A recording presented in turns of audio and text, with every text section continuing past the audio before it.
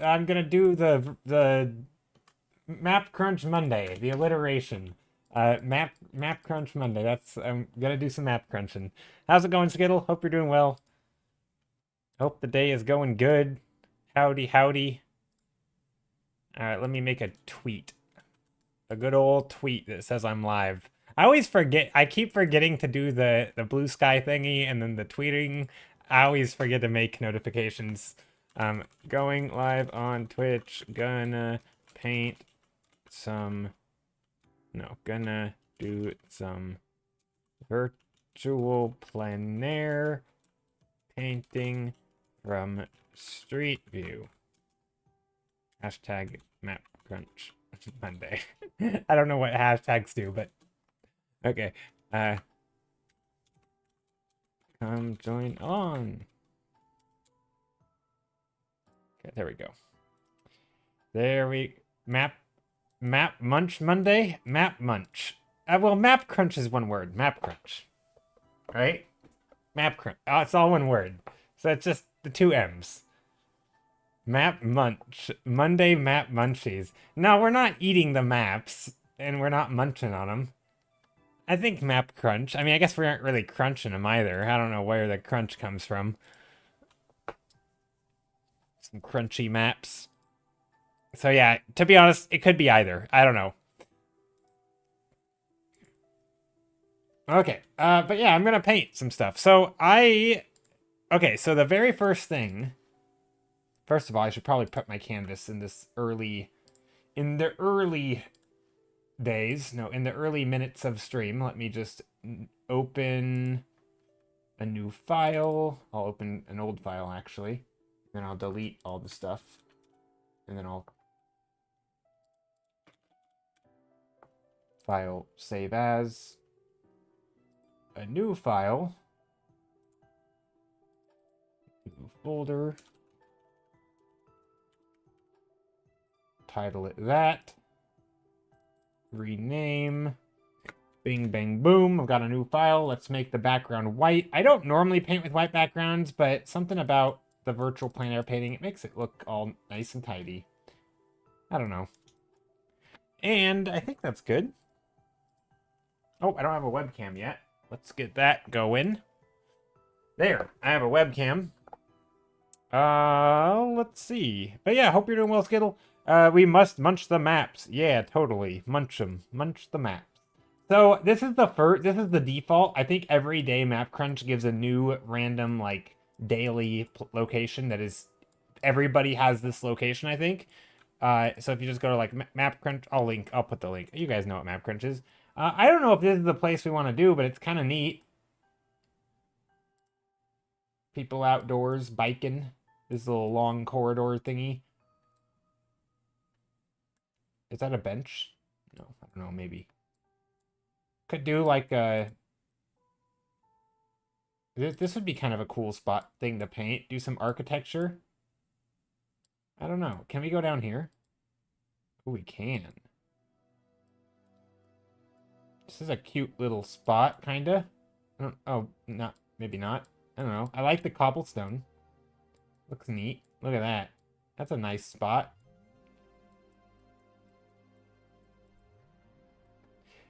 But yeah, I don't know exactly what I want to paint today. That probably doesn't matter. The goal is to, like, you know, we can kind of make whatever we paint sort of nice. I don't know. But I do want it to have, like, a focus. So, like, whatever it is that I paint.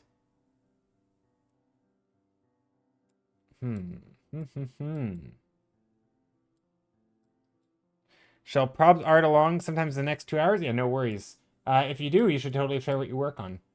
Ooh, I like that. I like the bridge. The bridge is neat. Got some cool lighting under it. Also, that tree has problems. That is some artifacting there. We could paint this and then reconstruct the tree. Actually, now I'm wondering, is this weird wonky lighting also artifacting? What if we go over here? Does it also have it? No, that's just from there. Okay, that's not. So yeah, the lighting is just really, how is that working? Is that like because the bounce light? So do we have direct light in this bright spot? And then bounce sun's over here. What's happening with the lighting? I'm assuming we have, oh, it's this thing. Okay, so we have this wall casting a shadow on the other wall, and also the light is hitting the direct wall. So you have direct light, dark shadow, plus... No, actually, I don't know. Maybe it is bounce light. Maybe this lighter shape is maybe bounce light from the sun hitting the water. And then this big dark shape is the cast shadow from the other pillar, I think. I think that's what's happening. Because that's a weird light pattern.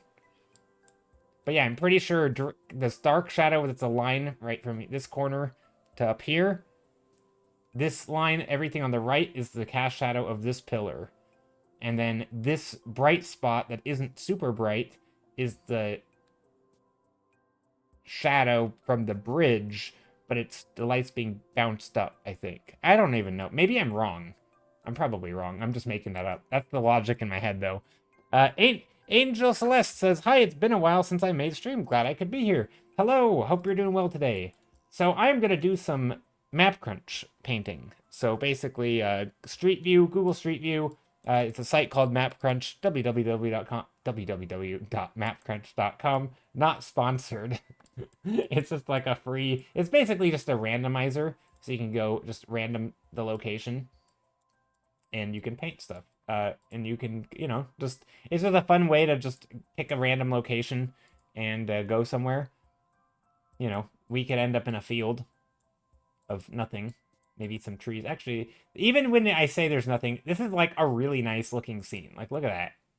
Look at that scene. Isn't that... I think that's nice. I think that's a nice scene. Look at these trees. Is that not a nice tree? Or what? Okay, anyway. I don't know if we're going to paint that, though. I think we should paint this first one. Something in here. Because it looks cool. Although I do feel like the house would be the better thing to paint. Maybe we'll do that. I like the red. Oh, let's go back. I like the red line leading in. I feel so fast and furious today, says Omi on YouTube. Fast and furious? Because bicyclers? The bicyclers. Because you're on the road? How am I doing? I'm doing well. I'm doing well, Omi. Angel Celeste, you said you're doing environment pages right now, especially building. Nice. Well, let's start with a building then. Let's start with this. I don't know if it's going to look good. I don't know. I feel like I can design compositions fairly okay. Or at least I feel like I can. But when it comes to painting things from real life, I'm not as good at framing them, like framing existing things, because oftentimes the thing, like, it's never perfect, and so, like, trying to pick a flattering angle of a building or something, I kind of like, I kind of wish we could do, like, take a half step back. Not this here, not here, or maybe from the other side. Ooh, that's kind of cool. Is this a gap? No, that's not a gap. I kind of like that.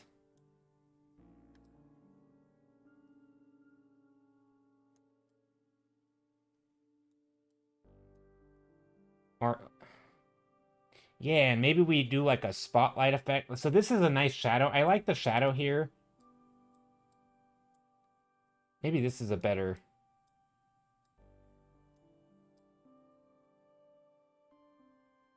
There. That's not bad. The only problem here is that...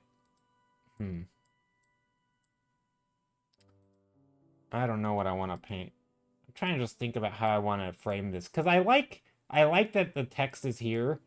But the problem with that... Well, no, this isn't bad. That's a good view right here. There, we'll go like that. Maybe I do this. Okay. So I'm gonna screenshot this for myself, and this is what I'm gonna paint today. But I'm not gonna try to be super strict about adhering to the everything. Like I am gonna try to get the architecture fairly accurate though. I want to be a little more accurate than I normally am, at least for this first one.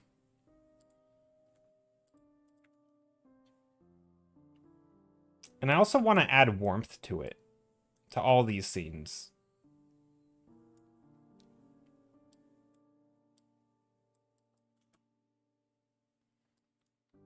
Okay. So. Yeah, anyway, here's the link. Share, copy link. I will pin it, the one that we are doing today. I will pin it to chat on Twitch if anyone wants to copy the, or, if anyone wants to paint the same location, you can do that. Something went wrong. Please try again. What? Okay, refresh. Why, oh why is it doing it? Don't yell at me, please.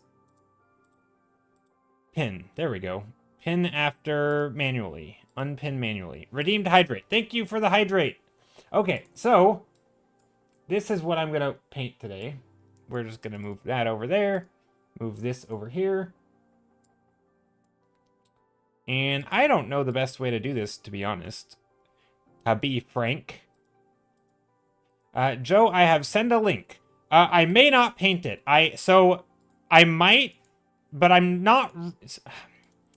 So I think today, maybe I will do like, paint a really beautiful place. But I kind of am just looking for like random spots and trying to like use it as an exercise to find something that looks nice and maybe just a random place. Like kind of finding something, like instead of going to like an idyllic scene like a national park or some gorgeous coastline or, just some majestic looking forest, finding like a random, townhouse or something, and then sort of finding the beauty in that and like trying to amp it up and like use the art skills rather than finding like a place that is already like obviously, like if you've ever Googled your own town, there's probably like 80% of the photos are from the same spot. Either it's the same aerial view or the same skyline or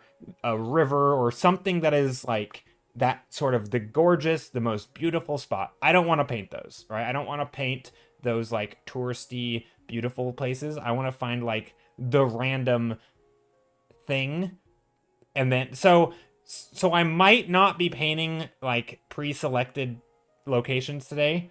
I might, it depends. It depends on later on. I will take a look at it, Omi.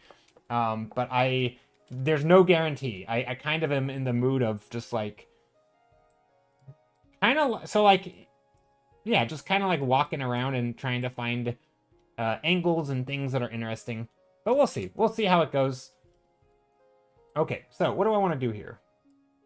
I think I want...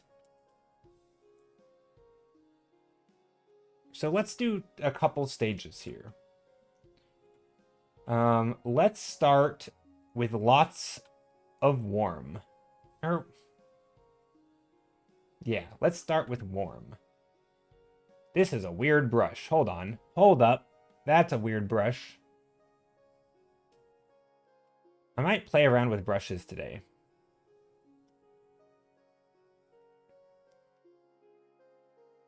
Snowflake. I'm not going to use snowflake brushes. That brush is very light. Not working quite the way that I'd want it to. Let's see. That's a mixing brush. Kinda, it's okay. Thick and thin brush. Not very good for coverage. Hard round, classic. Probably don't need that one. I mean, this is the brush I've been using. It is a nice brush. Actually, I do really like it. Okay, let's do this one. So, for this, I just want to tone the canvas. Tone the canvas. Get some brights, particularly on this side, because this is where the building's going to be. I'm trying something new today, a little bit. Technique-wise. You've never heard of this website? You have to try it sometimes. Yeah, it's basically just Google Street View, but it's a randomizer. It's the same data from Google Street View. Like, it's not their own data, right? It's literally just Google Street View info. And then some stuff up here. I'm just kind of trying to start really, really loose. But also maybe map out proportions and composition. So for example, I'm thinking like trees could go up here. And obviously this stuff is very dark, and obviously trees aren't orange. But I am kind of just trying to do like dark shapes and light shapes. Hey y'all, hey, how's it going, Drefzilla?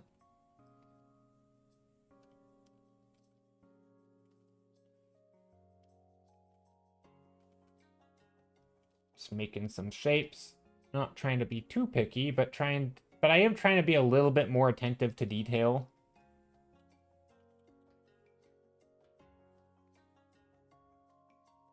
Doing good. How about you? I'm doing very well.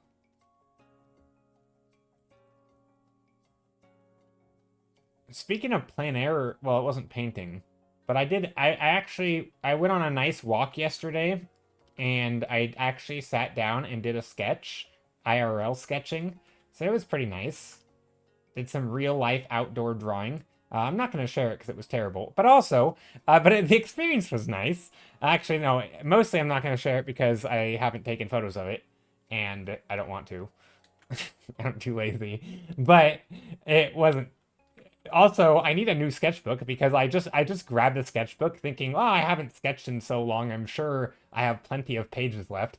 I didn't have any pages left, so I just sketched on a page that already had stuff on it, and so it was just like scribbles and stuff. So yeah, that was something. Okay, let's think about proportion. Let's go here. So I'm kind of kidding about not showing it because it was terrible, but it was just like a little spot next to like a pond that I sat next to. Also, let's do some sketching. Maybe some bright red. I don't know. I just want to sketch with warmth, you know?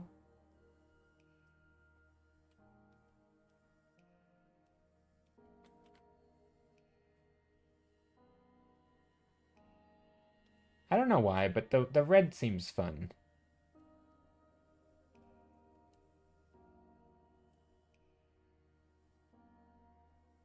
I like the idea of sketching with like a bright color like this, where the value isn't super contrasty, but the hue is.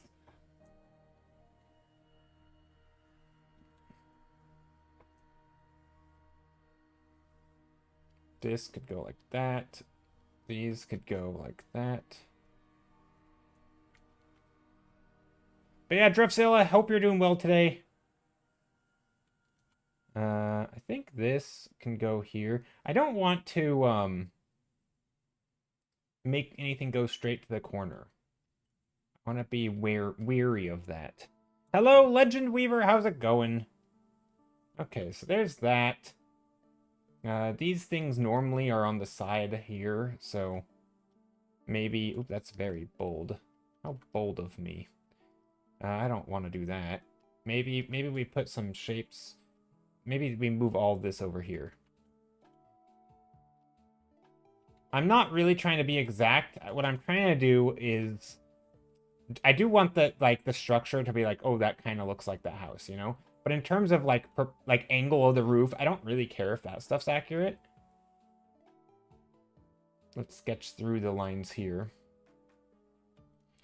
And then we have two...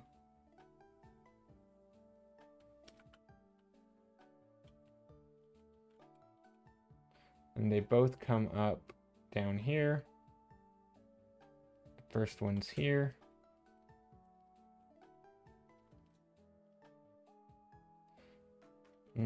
Maybe a little taller.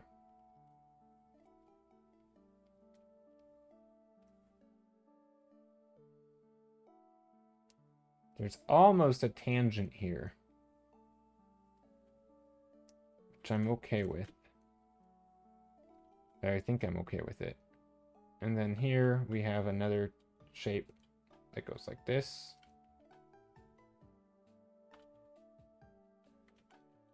and then that, and then that, and then this, and then that. I think that's starting to look okay. I like when environment painters use red underpainting to increase the vibrancy of the green.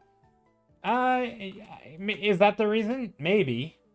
I'm more doing it because I know there's a lot, like, this scene feels warm, but if I actually look at the colors, it's very cool in color. Like, there's a lot of blue sky, there's a lot of green, there's a lot of, even the shadows are quite blue, and yet the painting itself feels warm, right? Because there's a lot of direct sunlight, but the direct sunlight is almost pure white. I mean, it's a little bit maybe on the yellow side, but not really, right? Like, maybe on the sidewalk is a slight yellowish, but like overwhelmingly this image is like, there's cool colors. Obviously the yellow greens are very warm, the greens are quite warm on the trees. But I would be afraid that if I were to pick those colors, or not afraid, but like from experience, I kind of know that if I were to just pick those colors, it's not going to have that sort of warmth radiating that you might feel if you were actually there. Because the colors, like, it's more of an association where, like, I feel like if I were outside here, it kind of looks like it might be a hot day. It might not be. It could be a cold day. But it feels like it could be, right?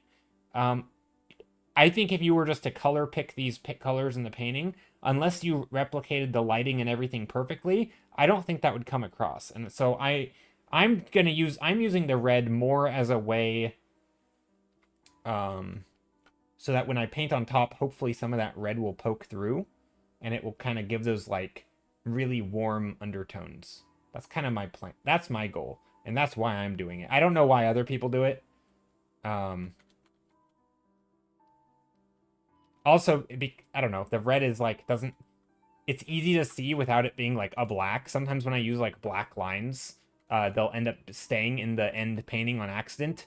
And then I have to like go over and get rid of them all. But because the red is a fairly like middle value, I feel like it's not going to be as... It's not gonna... So a lot, because also a lot of times, like, when I use lines, the lines basically act as occlusion shadows. So, like, or ambient occlusion. So, like, if I draw, like, a cube... I'm gonna do it down here. If I draw a cube...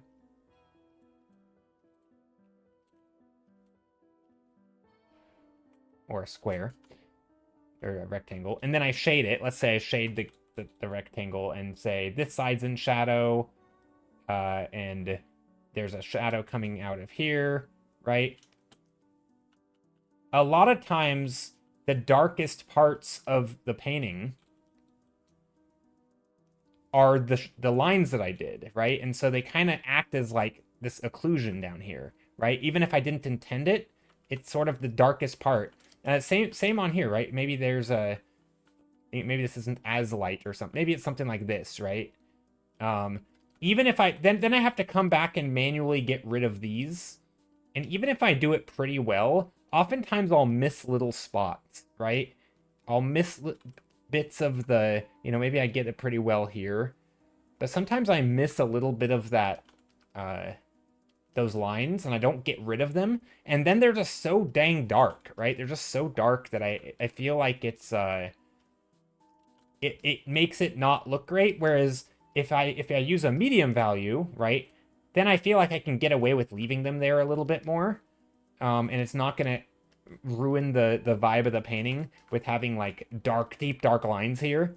So the red isn't a super dark color, it's just bright, right? So having a bright line on the edge, I think, is better, right, than having a dark line. It's bright it's a vibrant line, but it's not dark, right? So it can keep that like that relative brightness. And so I think that's another reason, is that just a lot of times those lines do stay. Like my sketch lines stick around because I'm not a perfect painter, and they'll just remain. And so I know some people will sketch in black and then they'll dye their lines red. That'll be another thing they do. That way they have like reddish lines. But I don't know. I think there's different ways to do it, different reasons to do it. But those are kind of my justifications. I know some people use different bright colors. For a while, I was experimenting with using lots of different bright colors when I'm painting, in the line work stage or in the line stage. I don't really do line work as such, but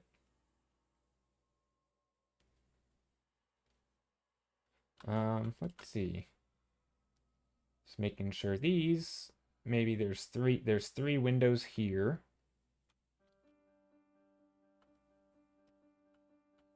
What's happening here?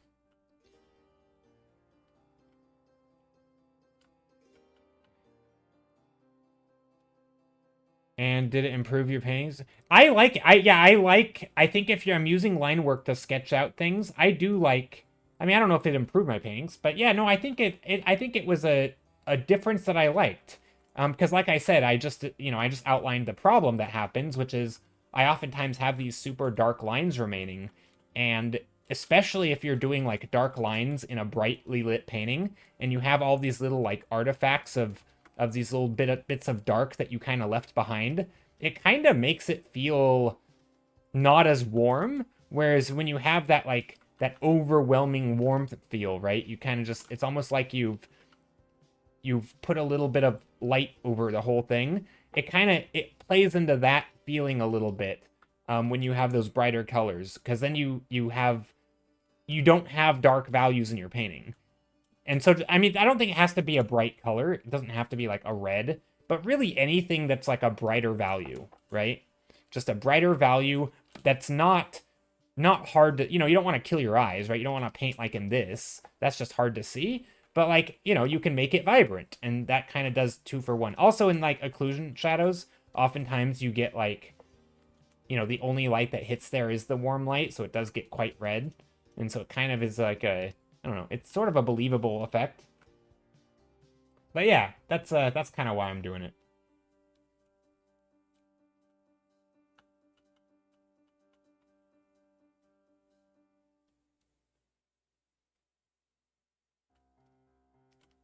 Just kind of sketching out some shapes. I could just jump straight in now. So now, do I like the form of this? Kinda.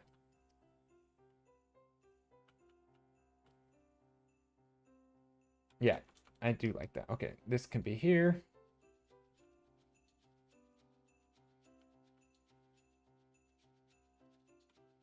Hey, Chrissy Carson, how's it going? We are doing some studies today. Well, not studies, kind of studies. Plein air practice. Plein air painting today. What's the rant of the day today? The rant of the day is, I don't know. We're talking about using brightly colored line work and sort of what it does, in my opinion, or why I like to do it. I don't know exactly why other people do it, if I'm being honest. But I like it because, well, it makes my remaining lines, when they poke through, which they inevitably do because I'm a sloppy painter, it adds like a vibrancy to it, especially to the shadows. Okay, now let's start. So for colors, I don't quite know what I'm gonna do. Also, let's color all that.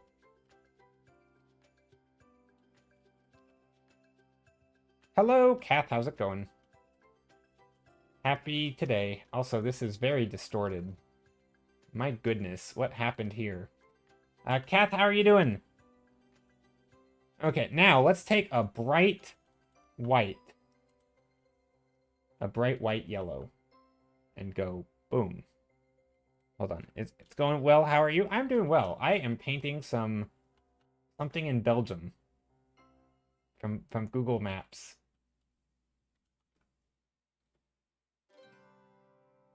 Actually, this one's I'm just gonna sketch it out here. Some Google, well, it's Map Crunch, but it is still Google Maps. I'm so imprecise. I should be more precise.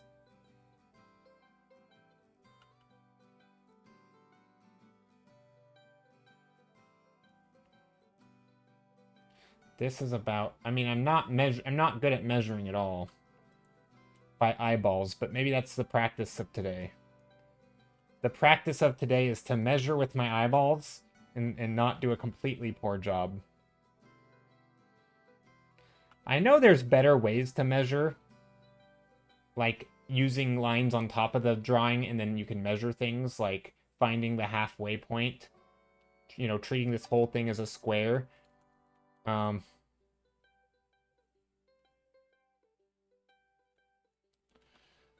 but we'll see. We will see how it goes with just the old eyeballs.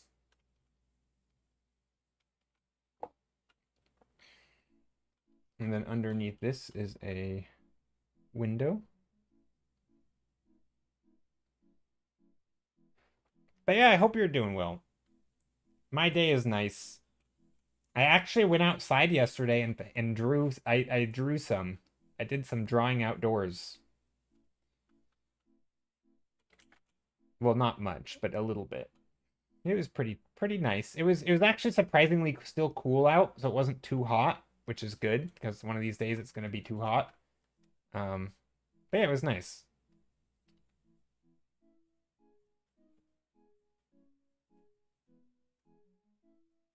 I want to do more. That's one of my goals for this year is to do more outdoor arting. Um, just as like practice sketching because I don't do a lot of sketching. Ooh, some IRL art. I know it was nice.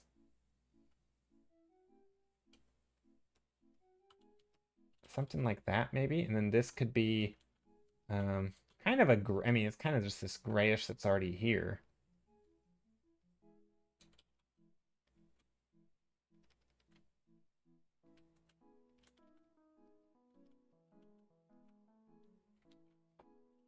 Something like that.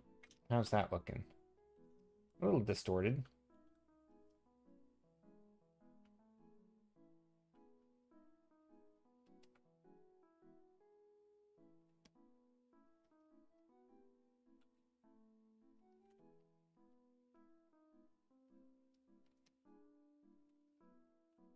Go like that. Joe, you won't believe what I'm finally getting up to. Ooh, what are you getting up to? Okay, tell me. Lay it on me, Kath. What are you getting up to? Hold on, can I guess? Uh you're prepping some D and oh, nice. Oh, amazing. I can actually I can't believe it. That's actually I'll believe it when I see it. No, that's awesome. Amazing. I'm excited. I'm still listening to Dungeons and Daddies. It's fun. For those who don't know, it is a Dungeons and Dragons podcast where four people role play as dads uh, who are trying to save their children from the Forgotten Realms. It's quite a hilarious podcast. This and the name could be misleading, but it is misleading, I guess. But it's great. It's a great podcast. I highly recommend.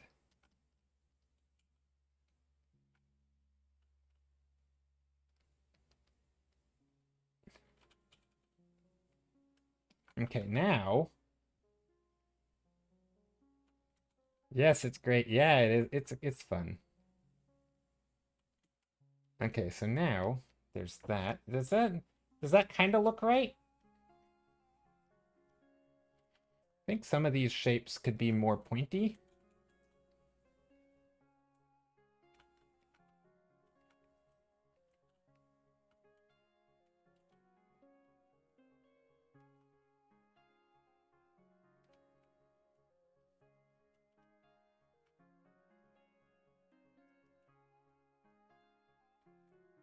Especially in like these dark shadows down here.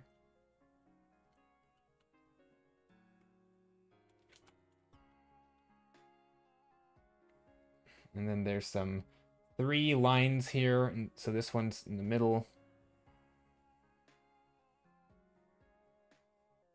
Trying to make scale and stuff in perspective is tough. And then this is this roof comes down here. And then there's a slight overhang. Okay, now let's sketch in some of that sky. And I want to do it very just blocky, right? Like I want it to feel I don't mind if some of the warmth pokes through and makes it a little grayer, but honestly, that's not even my biggest concern. And then I do want to put some of that blue in here. Architectural perspective is tough indeed, for sure.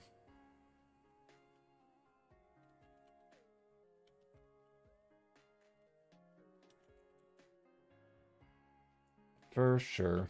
I actually really like it. I like perspective. But yeah, yeah, it's fun. I like it. But it is tough. It's tough. I'm not great at it. You know, it's always a work in progress to get better at.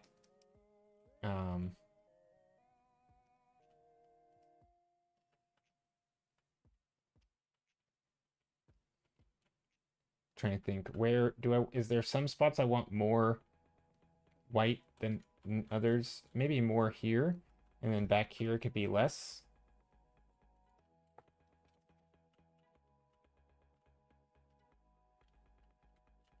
I probably could have done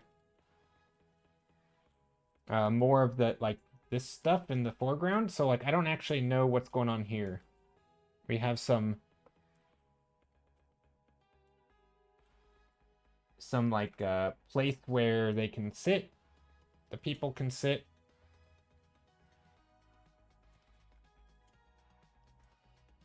Something like that. And then these go here. This street is actually going this way. So from here to here, it's actually going downhill, which is kind of trippy. So hopefully it doesn't throw off the whole look of the perspective. I think as long as I make that line still very clearly angled, I think it'll look okay.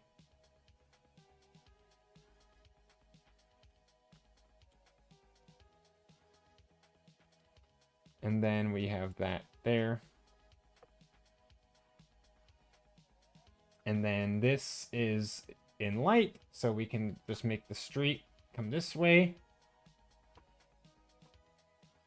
I'm trying to paint a lot down the street form. And then some across here, maybe? I don't know. I'm not as caring about the street, to be honest. I do want it to look like it's downhill, though. And I think the perspective will do it if I'm careful. In fact, I probably should have gone down more. That. To exaggerate that a little bit. And then there's this bush, these bushes over here. And there's like a light patch here, which is kind of neat. And then I think I'm gonna add some of these this green in there. And I want to be careful by not making it too green. I don't know if that's a good way to do it. I don't know. We'll see. We can maybe get some pretty vibrant greens, especially in the shadows. Let's do the shadows first. Vibrant greens. You can draw across any plane in perspective determined half. Yep, yeah, I know. My problem is that in this, though, the visual knowing what is the halfway point, I don't even know, and I can't draw on this. In my reference. Because it's just like I'm not allowing myself to trace over and measure on top of it, so I'm trying to do it. But yeah, I know that if I want to, like, so for those who maybe don't know what Drevzilla is talking about, if you want to find the halfway point between this line and that line, if you treat it as a box in perspective, right, and you draw a diagonal, I think this is what they're talking about. This line is the halfway mark. So maybe it's like, okay, I didn't actually draw this angle at the halfway. So if you wanted this roof to be halfway, and so I made the halfway point here, and really it should have been scooched over. And that's useful if you know, like, on this building, there's 1, 2, 3, 4, 5 windows, and 5 is halfway. You could take this, draw the box, figure out where this is going to meet the ground, and say 1, 2, 3, 4, 5. So you want it in the middle, but let's see if I drew it in the middle, right? Turns out I was pretty close, but not totally, right? I probably should have gone like that. So that would be the halfway point. And then if I wanted to find the halfway point between these two, right, same thing. You can't just draw halfway in the line, right, because they get smaller, the segments get smaller and smaller, right? You can't just take a line like this and say, oh, this is halfway, because that's not always true, right? So an exaggerated example of when that wouldn't be true is if this was the thing you were drawing, say a super long house, just really, really long. It's like a mile wide, right? And you have tons of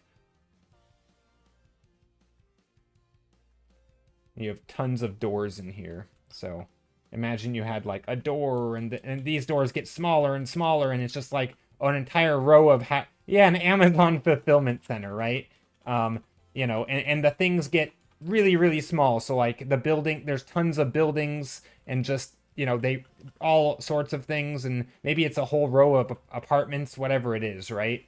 And you'd have cars parked out here. Well, if you wanted to draw halfway through here, right, and you were to do the method that we were just talking about, treat this as a box because it is.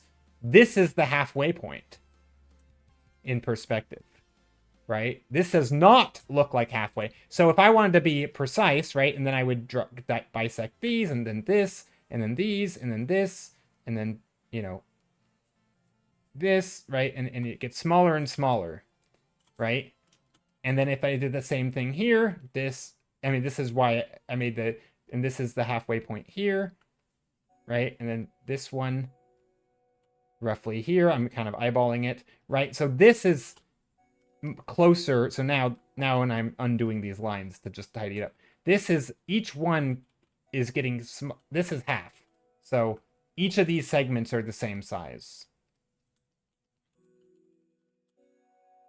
Another way to do it is once you draw, so another way you could do this is once you draw one arbitrary segment, let's say here, you find the halfway mark, so you go like this, you draw this one in perspective, so here's my perspective line, and then you draw from this one through the midpoint, and that new point is the halfway mark. So here. So that's another way to do it, is to draw through the midway point. But again, you have to know where the midway point is, and to find that, you can do the crisscross applesauce right in the middle. Keep your perspective accurate, which mine isn't because I'm just making it up, kind of.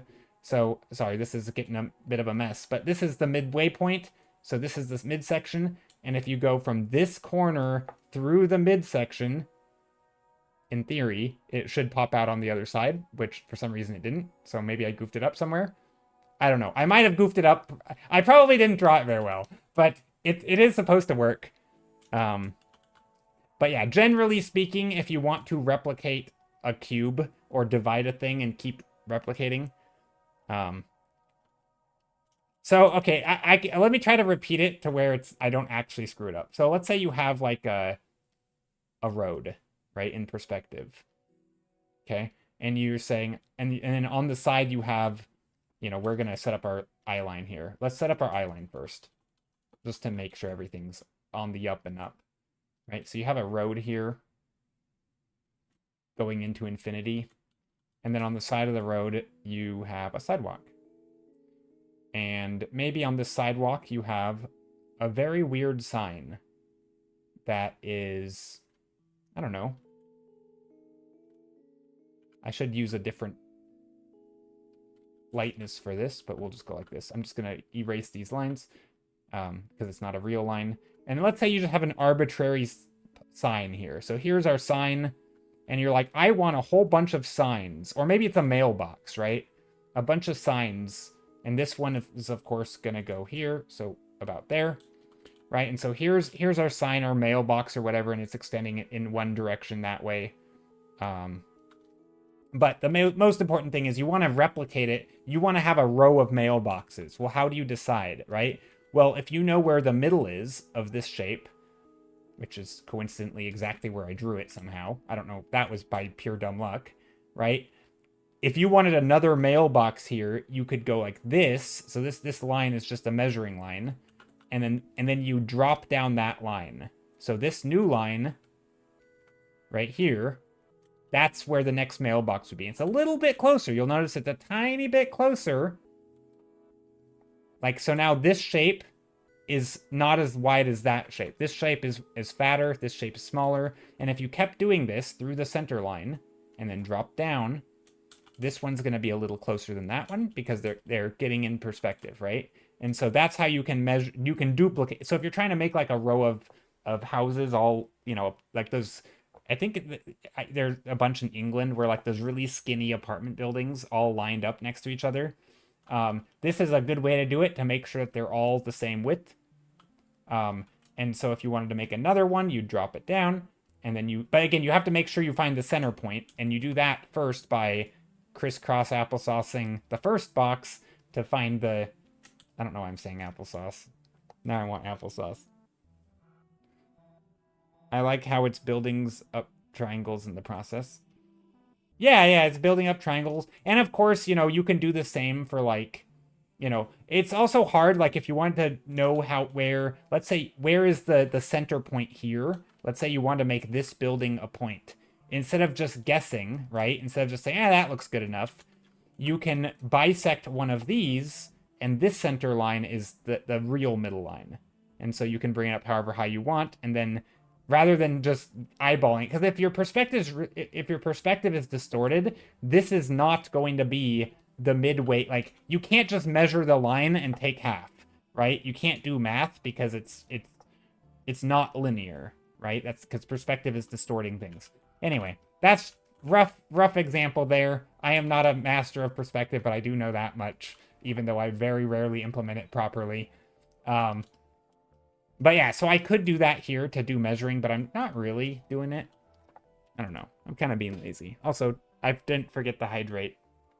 Also, I just realized I missed some chat.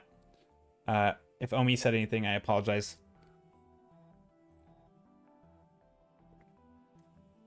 No, Omi, I didn't see a link that you dropped. And if you've messaged me privately, I haven't checked my DMs yet. I don't like doing that on stream. Used to be obsessed with the flavored applesauce packets. Ooh. I think I used to have those a lot in school as like a kid, like the cinnamon applesauce and the, yeah. I think we only had 2 flavors. We had cinnamon and regular.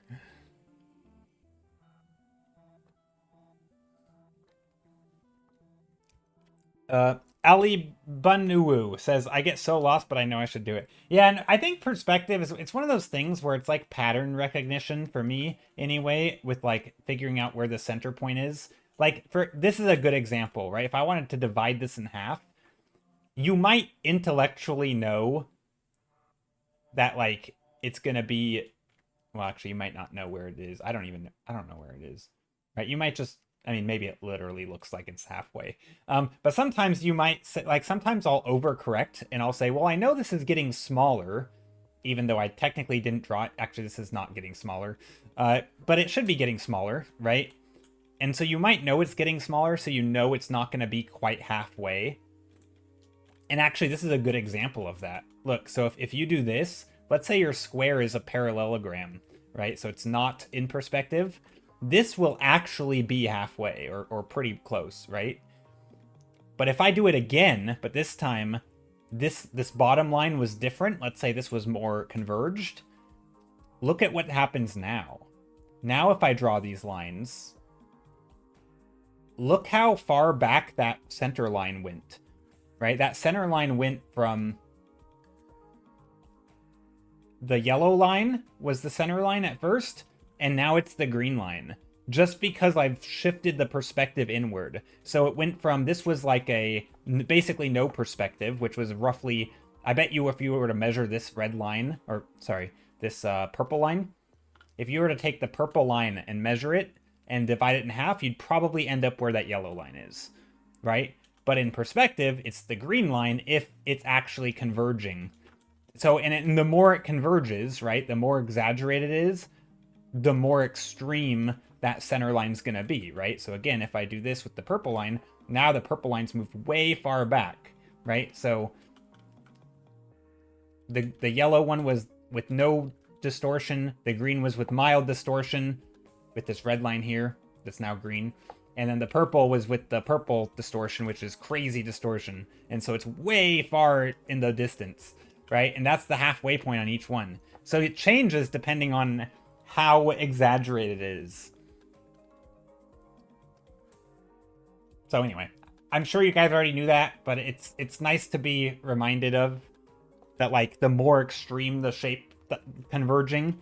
So like if your shapes are really, really converging, that should be like a signal to you, like, ooh, maybe I need to measure my halfway point, right? Eyeballing isn't going to be very accurate, right? You can't just take this line, figure out roughly halfway, and draw a line, because it's probably not going to be halfway.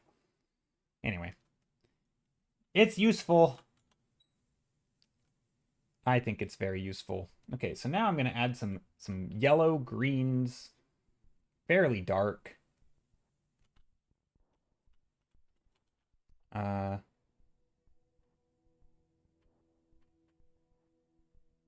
don't know, actually. Maybe not super yellow-green. Maybe we'll do the shadows first.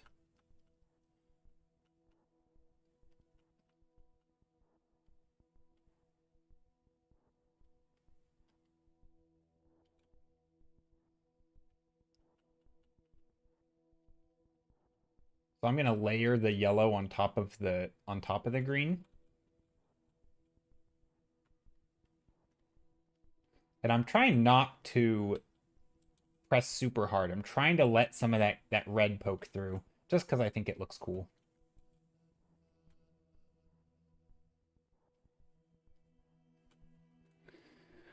Go Squeeze active flavors are great, and I'm adult, but I really love those. I don't know what that is. I'm not sure if I've ever had that. I don't know if this is actually green right here, but it kind of looks green, so I think I'm going to put the green in.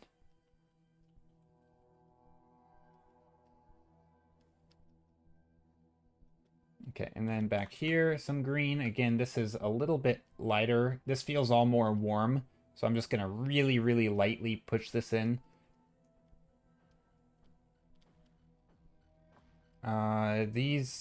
There's some greenish, darkish things here, but I'm going to use a... Let's go back to our yellow green. That's quite bright. Let's do this. Let's put some of these in here.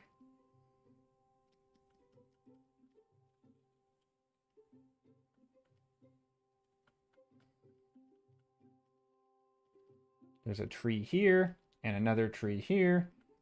And I'm kind of trying to make them individual trees. Another maybe tree here. A little one back here with a lot of gaps in it, so I can always come back in. Another tree here. Again, I'm trying to let some of those deeper shadows poke through.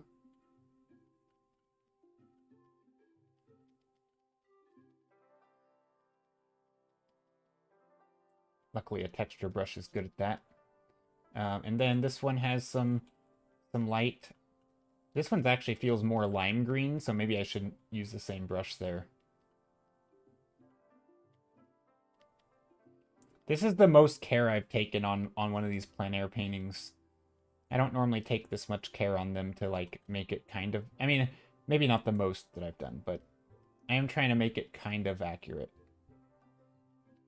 Not necessarily in color, but, like... I don't know. I'm trying to sort of be more deliberate, I should say.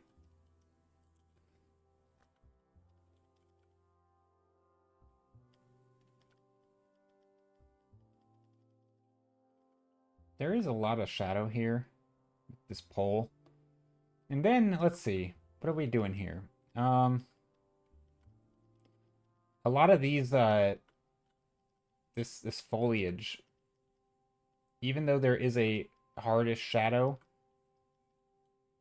it's still foliage, right? So there's a lot of little, like, peppering of shapes. Thank you for the follow! Hope you're doing well today. Okay, now. Let's add a darker roof. I don't know, actually. What do I want to do now? We could shift this into like more of the white looking color, like the white blue on the side, which I kind of like. Trying to build up the layers here. Also, I could probably sketch in some of those I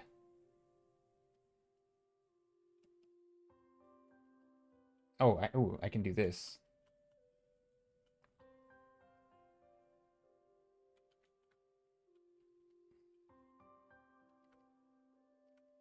Sketching in some of that blue. Some of this, though, isn't going to be as blue, right? Like, a lot of this feels like it's quite warm. So, I mean, it's still kind of blue. Like, it's cooler, I should say.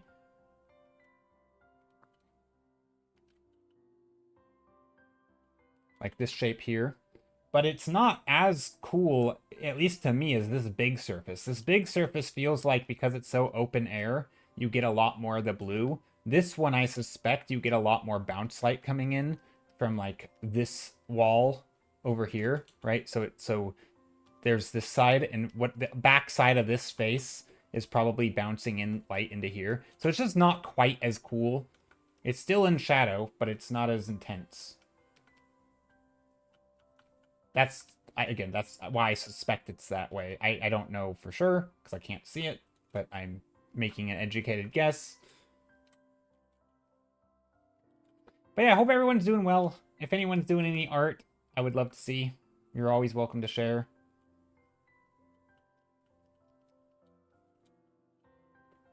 All right, let's do these. Now, do I draw every roof shingle or every tile? I think the obvious answer is no. But now the question for me is, well, then how many?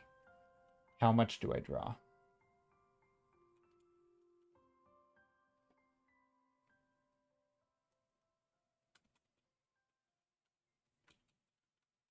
Here's another good example in perspective. So I didn't measure this this window here.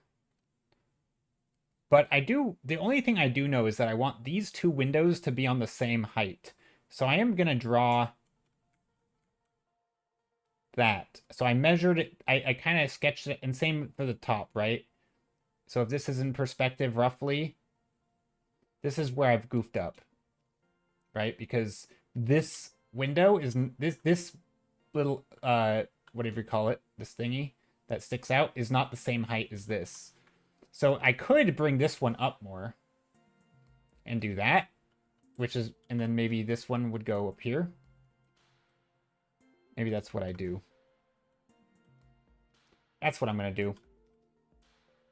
Because I like how this one looks, and so I want the other one to feel similar.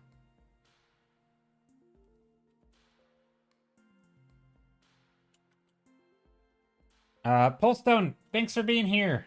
Thanks for the insight. Yeah, I mean, keep in mind everything. I mean, this is not something that I do a lot.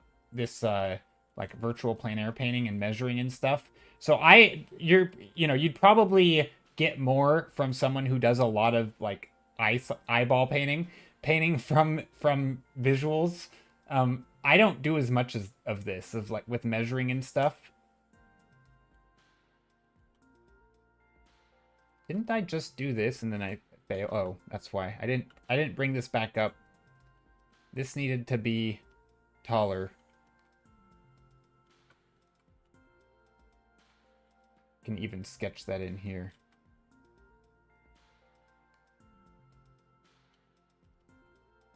I want this shape to still feel like it's in perspective. There. Now I can bring this down.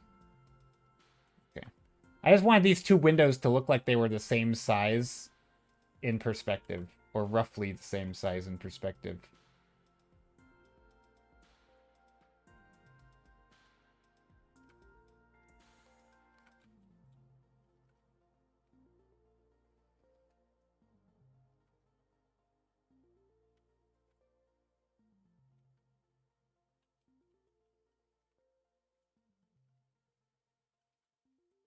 Yeah, my sketching for some of this stuff. Yeah, I think my sketching here was pretty bad. I could have done a lot better there.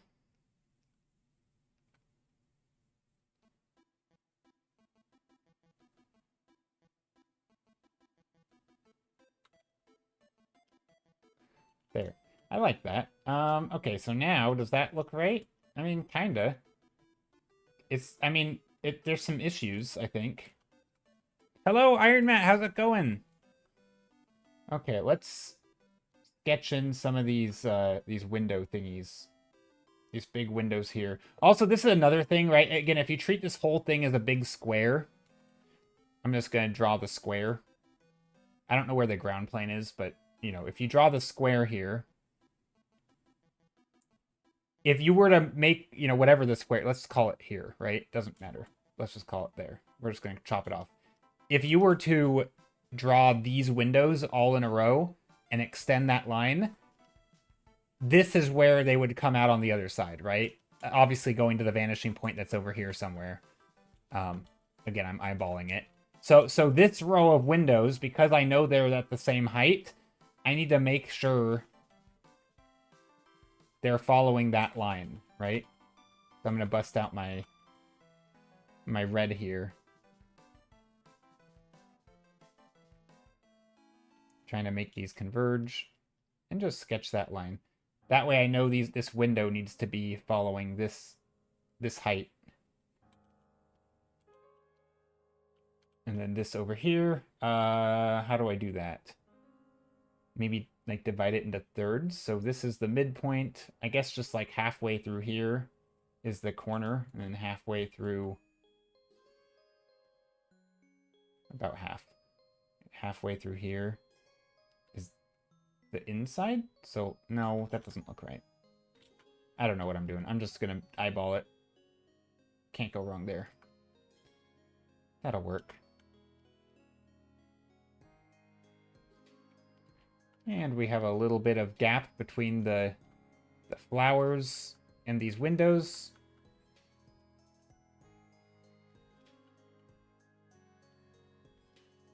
Now, the windows are not red.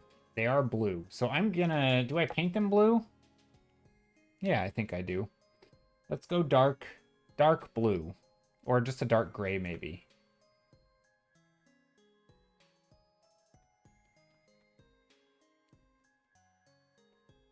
Maybe we punch it to blue. I don't know. Maybe not that dark of a blue, actually. Maybe like a lighter blue.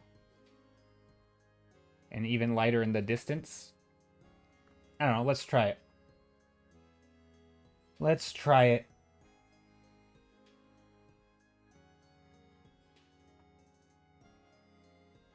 One, two, three, four, five. 1, 2, 3, 4, 5. Okay. Darker in the front. Lighter in the back.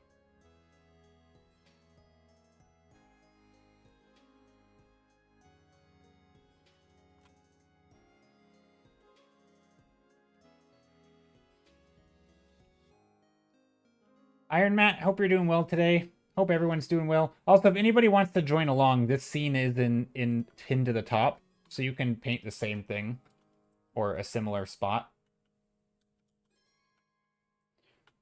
And we're gonna bring some of that blue back in. I'm new here, was just exploring. Hello, Fated Fatima. Is it Fatima? Fatima? I don't know how to say that last name. Fated Fatima. Probably Fatedma, because Fated. How's it going, Fated? Hope you're doing well. Welcome in. What are the different number? So normally I do a bunch of thumbnails. So here's what I normally do. I normally do like fantasy. I paint fantasy landscapes. So I typically come up with a bunch of stuff. Fatima. Okay, it is Fatima. The Fated threw me off. So normally I do a whole bunch of like concept art, basically, and I start with thumbnail sketching. Let me show you. Oh, hold on.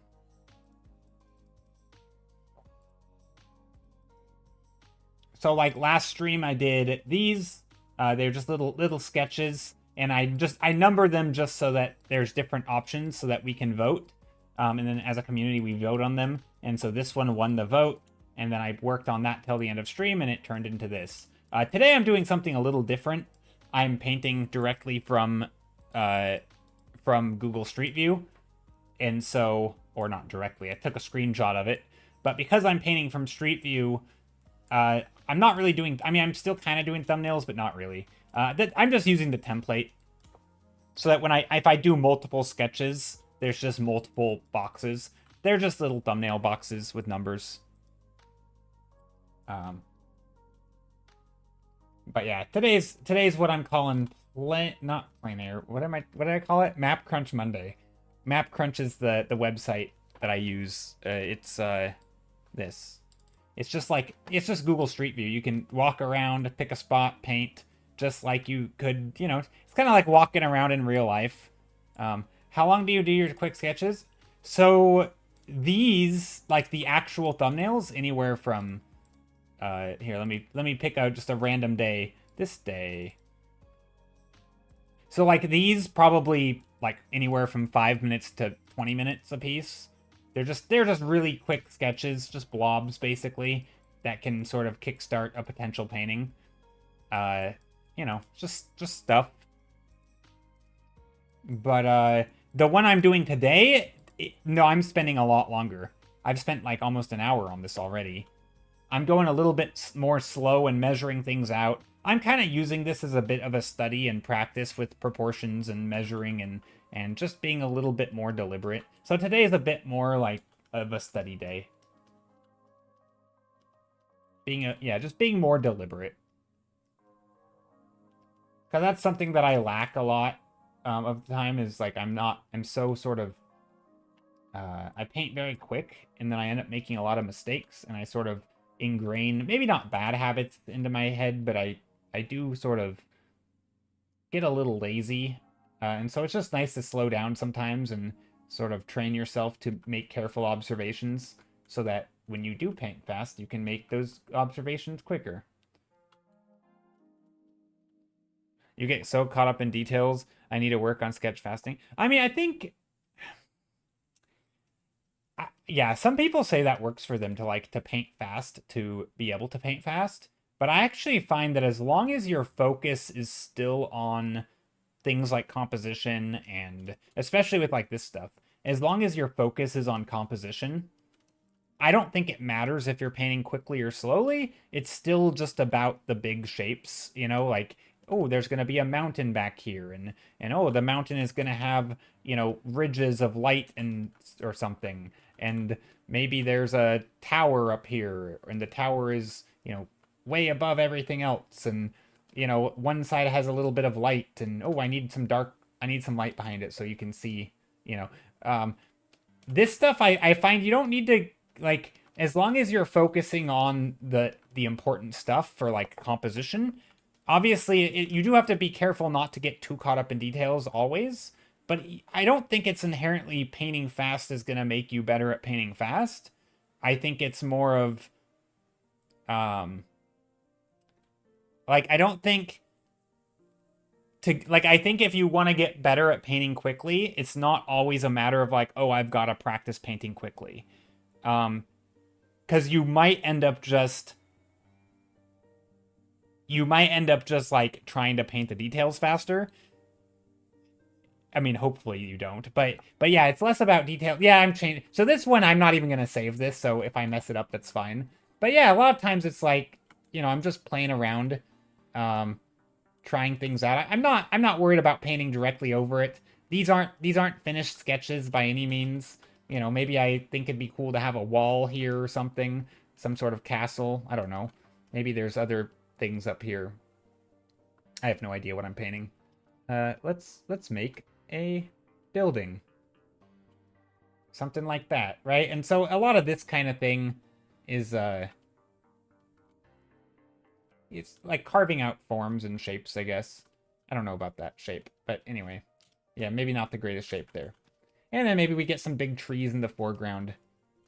Yeah, that's not a good shape.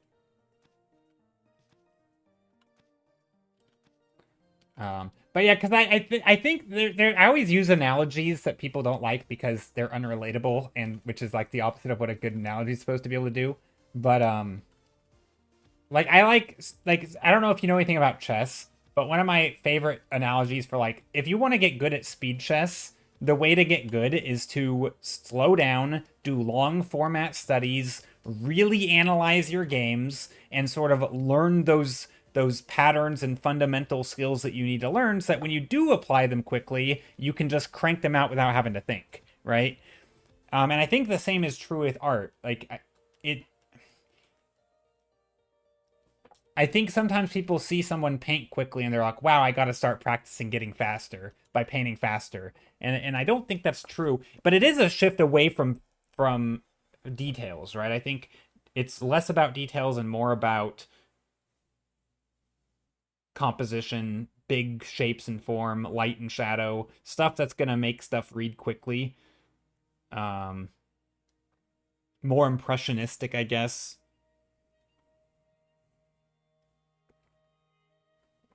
Not to It's hard not to be precious with our drawings.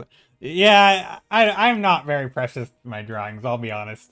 I have a lot of them, and most of them I'll never work on again. But this is fun. Okay. But yeah, I am trying to slow down a little bit for these. Trying to slow down just a bit. I think these windows look very large.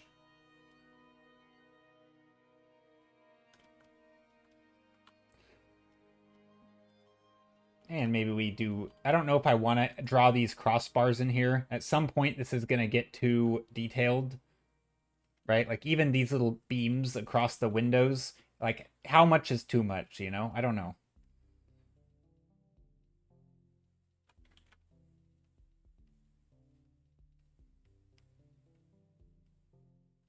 It's probably fine to do that. Do we write... I think we do write the thing here, though. There's an I. Here, let's do this. We're going to do some line work. We're going to make a box.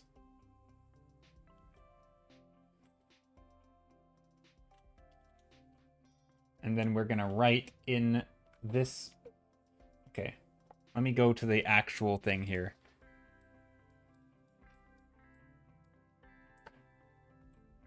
In de Groene Vandeling.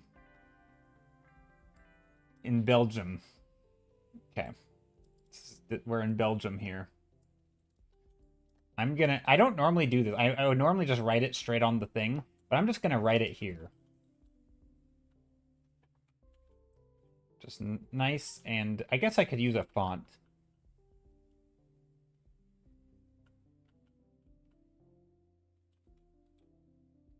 There's an I. I'm gonna try to replicate a similar thing.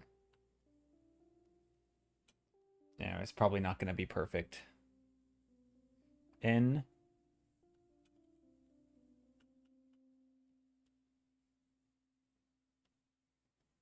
That's how they make their Ds, apparently. This is a weird font. I'm sure there's a font I could use that would look just like this. Oh, wait, am I in the right layer? Yeah, this works.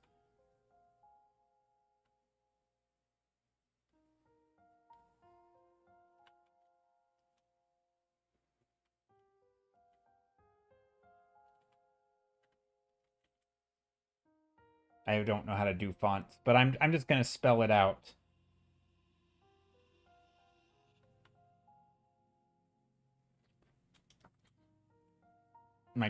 My typography is, or my writing is pretty bad, but that's okay. My handwriting's bad.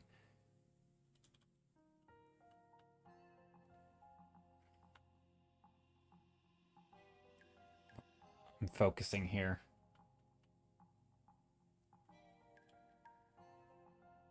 I'm not trying to be too precise because and maybe this is a bit of coping, but I don't actually want to be too precise because the rest of my painting is not this precise, right? So like if I'm more precise than the rest of my painting, it's going to look stupid, right? Oh gosh, this is a long word. Okay.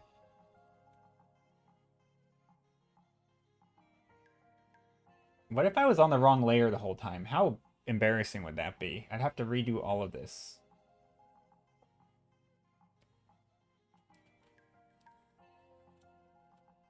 and I'll come in here and clean some of this up.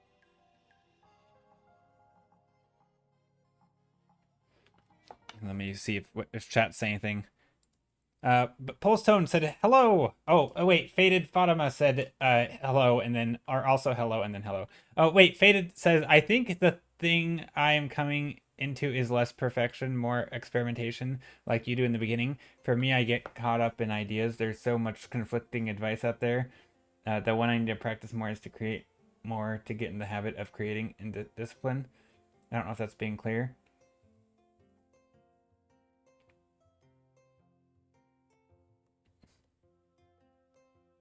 Oh, you mean you just need to get into the habit of just making more stuff and just like making more to get in that. Like I think just making more stuff leads to more ideas. Is that what you're saying? Kind of, maybe. Okay, let me see this thing. Oh, what did I just do? I just clicked something. If you're more lean to the illustration side, it's not a bad thing to get caught up. That's true. Yeah, for sure.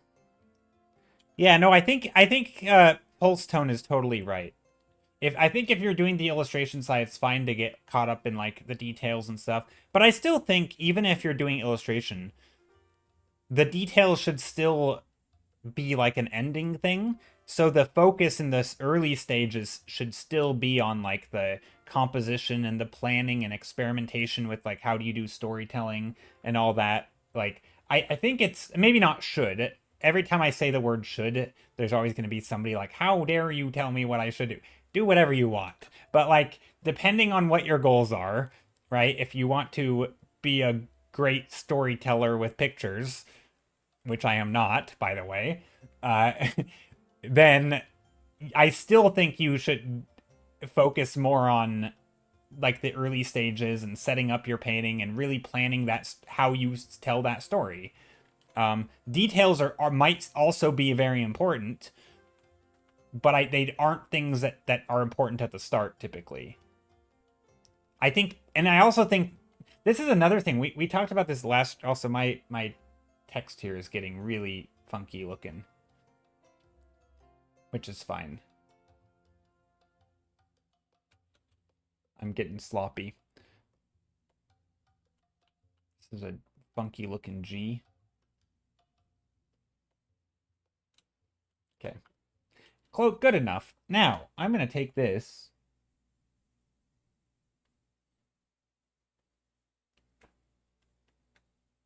Wait, not that. I'm going to do this. Uh-oh.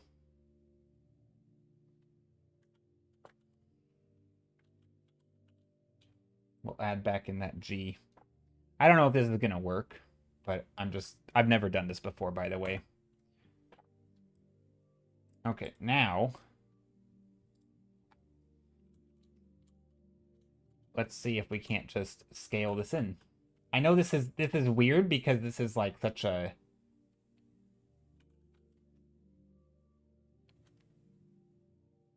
and then we're going to do a perspective. Oh, and then perspective.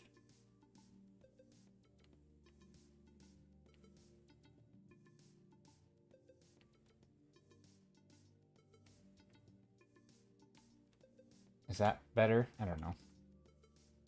It's not great. It works. Maybe a little higher. Actually, it should be a little higher. And then we have some stuff up here. Little boxes.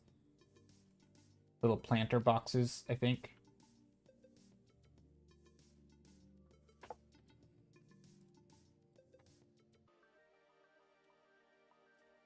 Details can come later. Yeah, I think details can come later. I think the general stuff, because I also think that's how, like, and again, I may not be a great example of this because I'm not a super great fast painter. Like, I'm a little sloppy, but I think in theory, the way to like paint quickly but also paint well and paint quickly is still to focus on details later. It's just more about having an order of like big stuff. At least for me, it's like big stuff first, composition, placement of objects, you know, kind of the overall impression of the piece, right? Making sure the mood reads with, you know, your big shapes of color and light. And if you're working in color, it's going to be And if you're working in color, right, it's going to be like big overall arching concepts of, warm and cool and how much light and shadow there is, right? Uh, as opposed to like the specific color or the specific details. Anything that's very specific, I think, is less important, and it can come at the end. And then just as long as you order, like if you order, I remember I was watching an oil painter. I think it might have been Cynthia Shepherd, who is one of my sort of the artists that I really admire, I just aspire to be her. Uh, no, she's great. But she's trained like classically, with like oil paints, and but she paints a lot of digital as well. But she just talked about like when she does paintings, she basically just starts with big shapes, literal composition things, whatever she's painting. Maybe it's a face. It's literally just like, here's my portrait. She figures out where the light is, where the dark is. Maybe this part's light. Just really big shapes, just big chunky shapes. Maybe there's little bits of shadow here and there. And then she'll, proportion and stuff. She'll figure that out. She'll make sure everything, reads the way she wants it to read. With the shapes and stuff. And she doesn't like. By the time she's just done blocking out all the shapes of light and shadow, it looks like the thing it's supposed to look like. And then she does like the small shapes, like the nostrils or whatever, and maybe a little bit of blending. I don't know how to paint portraits, by the way, so this is gonna look terrible. But by the time, and then maybe she'll make some additional shapes, here and here, whatever, and a little bit more blending. But by the time that she really gets into details, it's basically done. Like at some point she could call it finished long before she ever got into details, and it's just working like big to small. It really is just like, if the thing is small on the page, it's probably not important to fuss over the shape perfectly. Sometimes there's obviously exceptions. Certain shapes can maybe need to be precise. But yeah, I don't know. It's something that I kind of struggle with. The Green Walk.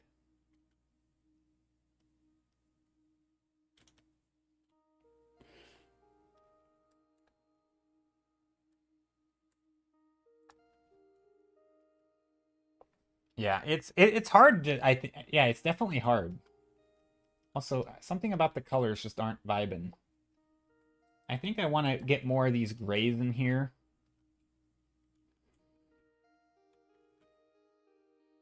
And this, like, I am doing detail right now, right? This is a detailed phase.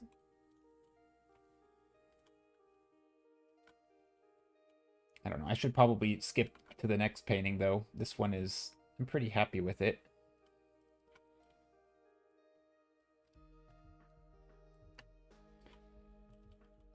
The one thing I didn't do is I didn't make this eyeline. I didn't make it low enough. This should have been lower. Maybe I'll erase these right now. Yeah, this should have been a lot lower. Because we're looking down at it.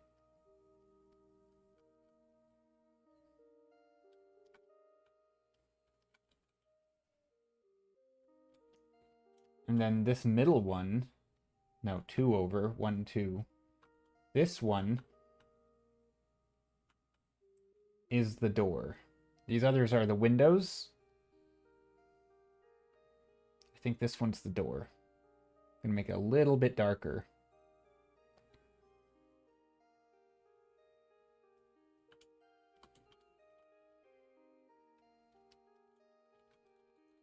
And a little bit of light here. A little bit of dark shadows here. I am trying to add, like, some of the details, but just enough to, like, have our brain read it as what it's supposed to be, you know?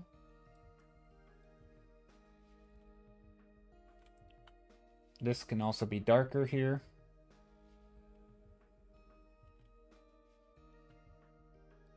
Also, there's these little cross beams here, which I guess we can draw, which is nice.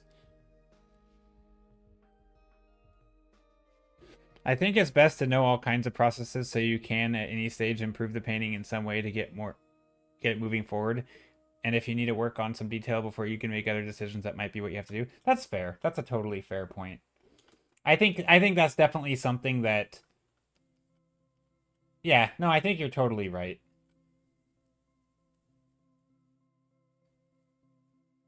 Especially with like small shapes. So like somebody a while back we were talking about like drawing like a city skyline, and like, let's say there was a hill and maybe a couple hills, and then there was like a lake or something here. So, hills, lake. Let's just sketch something in real quick. Right? Let's say there's some hills. Another hill back here. Sky. Lake. Boats in the lake. There. Now we know it's boats. Boats in the lake, whatever. And then on top of this hill, there's like, imagine a bunch of little houses, right? Well, it's like a lot of times if you want to make little indications of houses, you do kind of need like the angles of the roofs to align in perspective, right? Like if you have like an arch here and then this, you can't really have the roof go like that, right? Because that's going to look like that house is tilted. And so there is some precision, right? Like, I don't know if I would call it a detail, but it's more of like precision of angles and lines. And sometimes it takes a little, like, to make this shape, which is like the flat side of the house, right? To make this shape feel like it's a house, it might take some finessing of like to make this shape just, like you're fiddling with this shape right here because you need these angles to be right. And so I think there are some times where, even in like blobby sketches, there's a precision. It's like, ooh, I want this shadow shape on the face to look just right because it's important. So sometimes there are like little shapes that can do a lot. And I think even when you're painting quickly, sometimes you have to slow down and like be very deliberate. I think. Oh, thank you for. Oh yeah, I'm slouching. Or if you're drawing from a photo, right? Slowing down and measuring, which may not be a detail in the way that people think of details, but it's like you are being attentive to detail in the sense that you are paying really close attention to the measurements and the proportions. Even though it might be some of the first lines that you draw, you might be very careful, right? So I do, yeah, I think that's a good point. It is good to slow down sometimes and do some detail stuff. Maybe you want to, you know, fiddle with some. Maybe you want to do like maybe you got to figure out the lighting and you want to render an object to make it look nice, and you're like, oh, that's going to determine my lighting. I think there's, yeah, like Drefzilla said, I think there's lots of ways of working.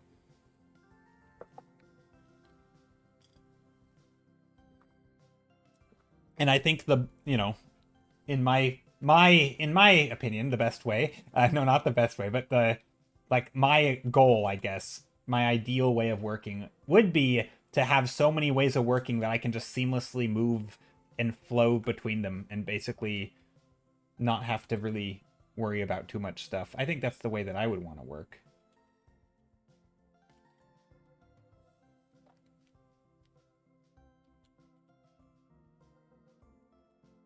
But yeah, I am going very deliberate on this one here.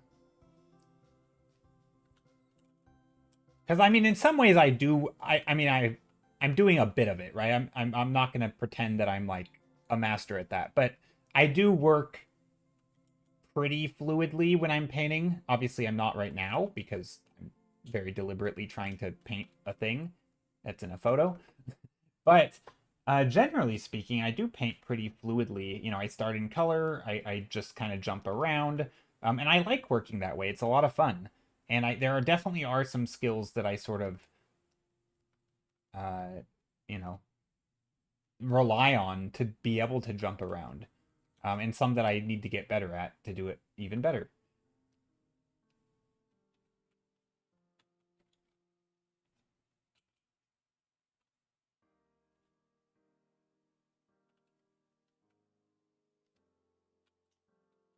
But yeah, this is pretty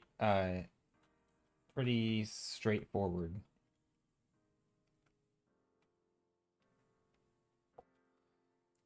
I'm not going to draw everything in here. Like this sign, I don't think I need the sign with the... Do I put the pole in here? I feel like I don't, right? I don't know. Do I want to?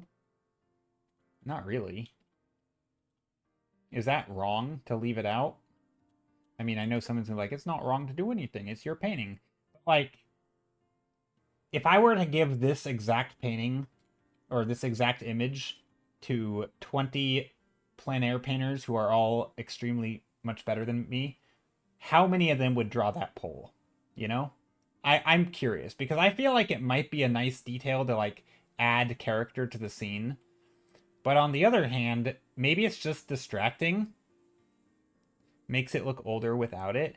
Yeah, maybe it adds something to have it there because it changes the vibe, right? It's sort of could be from the 1900s. Yeah. So maybe it's an important detail that I'm neglecting, you know? I don't know. I'd like to see how different artists do that because there are some that just when they do plein air painting, the choices they make are so good. Also, this is looking distorted, but that's okay. I am gonna put the cars here though. I'm gonna put the cars. I like the cars. I think they look cool. Oh god, am I really painting a car? Oh no. I don't want to paint a car. It's too hard. You know what? We're not going to paint a car. We are going to make a parking lot, though. It's not because it's too hard. It's because it's time-consuming and I want to get to another painting. That's my real... I know that sounds like cope. I'm coping, as the people would say, as somebody would say. Horses? I'm not putting horses in there. That would be pretty funny.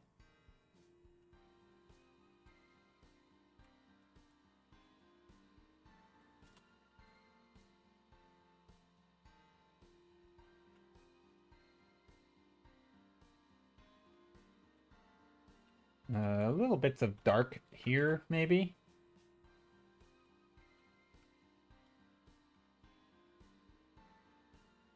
A little bit brighter on this edge.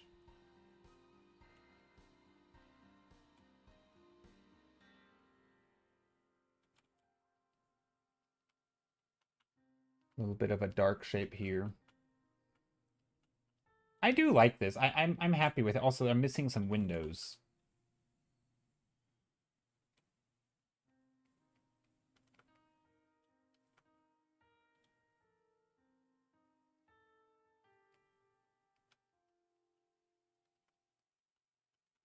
There. I'm pretty happy with this one. Um, then maybe let's add a patch of dark green over here. I don't know if it's in the actual place, but I feel like it needs some distance, some depth. Oh yeah, we can see lots of stuff over here. When in doubt, add horizontal lines in the distance.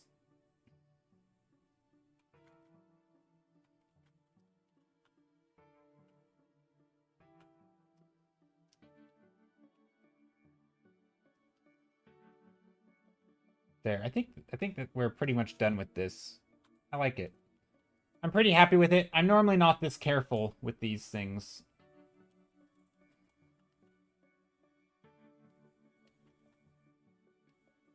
Your daily study is done. Oh, nice. Do you want to share it, Chrissy? I'd love to see it.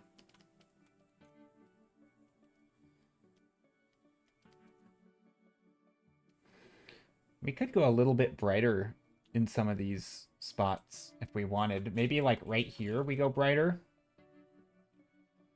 That'd be kind of fun.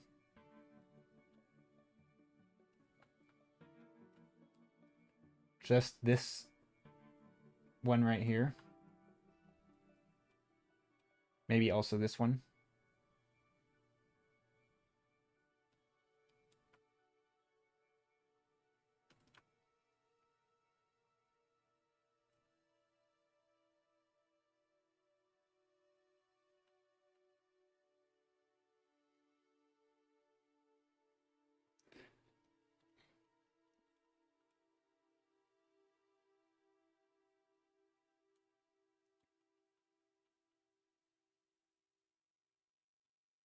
Just trying to add a little bit of brightness in here. I do feel like these bright parts. Also, there's some interesting shadows that cut across here.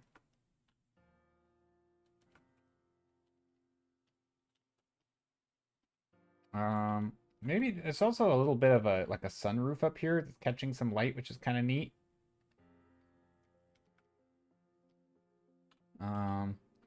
What else do we have? I think this could also be a little bit bluer.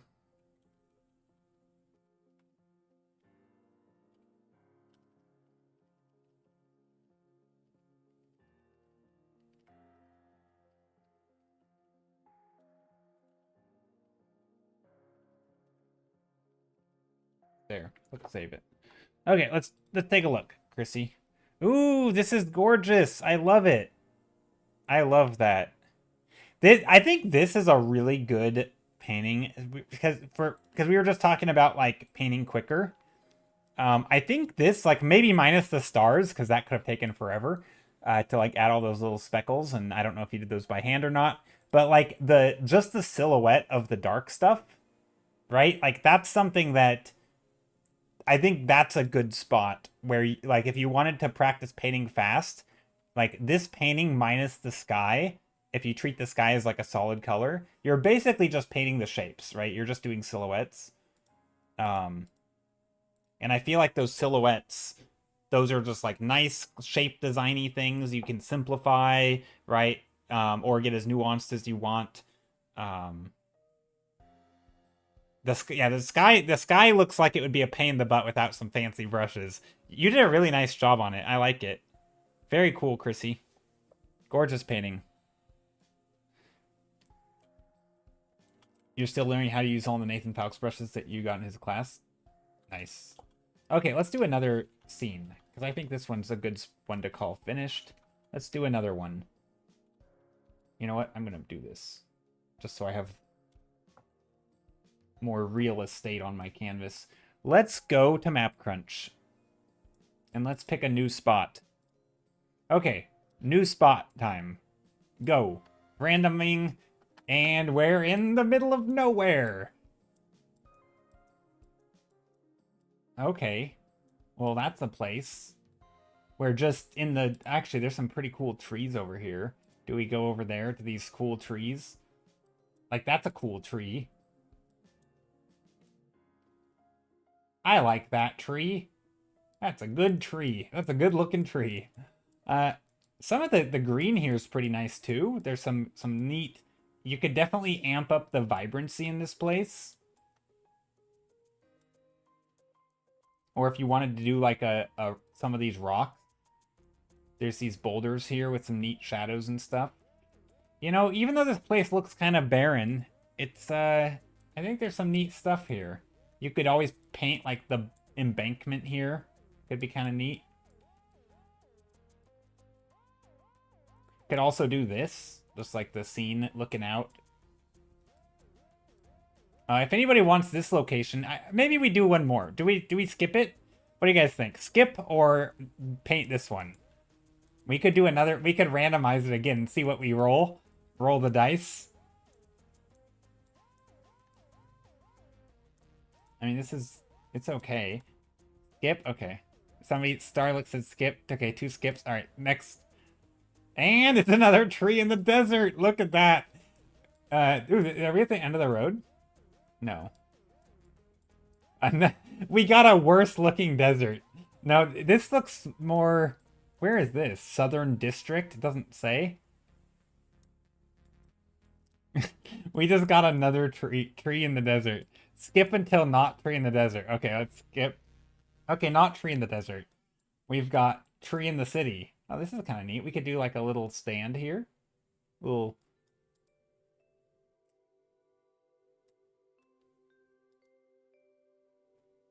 Zhongxing Road. Taitung County.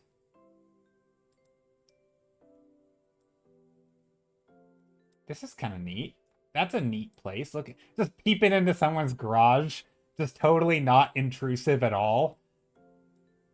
Just like looking into their garage and being like, huh, what do they got in there? let me just take a look what's in your what's in storage. But I will say I do like this light. That's pretty cool. That is very cool. I'm tempted just to paint this. This would be a tough one. Obviously I'd have to play up the light. I don't think I would want to go this dark. Lots of simplification, but there's some cool stuff. That is neat. The way the light comes through this little slit here. I think I'm painting this. I could paint any of this. Here, I'll share this one. If anybody wants to paint this scene, here's the link. You don't have to. You can paint anything, of course. You could walk down the street and paint something. I'm gonna pin that one to the top. Let me remove this one. Unpin this message. Pin this message. There we go. That one's now pinned to top. I like it. This is cool. I really like, I mean, even this, right? Just this alone could be a very cool, like, there's so much, like, look all the light and shadow on here, all the vibrant different colored pots and the plants and the light. Like, maybe I do just paint these. Gosh, I don't know. I might change something here. I don't know, but I like it. Print screen. I'm just gonna take a screenshot. Copy. Probably don't need all this. That's what I want to paint. And we'll move that over there. Bring this over here. So this one's gonna be interesting, I think. I'm not quite sure how I'm gonna do this. So I'm thinking. So I definitely want, again, I want there to be a lot of brightness, but I'm thinking. Also, I have a glare on my screen. So I'm going to put this over here. Is this... Can you even see this? If I paint over here? Yeah, that'll work. Okay, so I got to set this up. How do I want... Because I really like these things in the foreground, right? I really like all the pots. Right? We got all these little pots here. Some big ones, some small ones. Right? Little green stuff sticking up. We've got like a fence here in the back, which is kind of neat. They're sitting on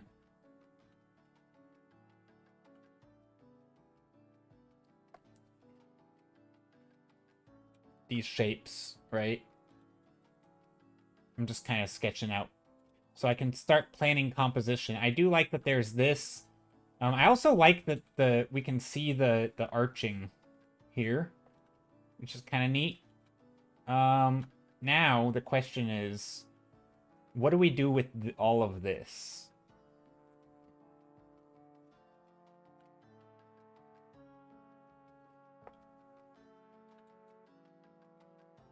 Eyeline back here. Actually, eyeline's like up here.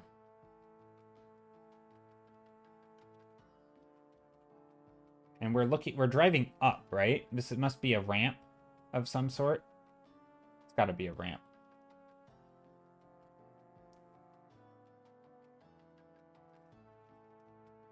I think we just go like this.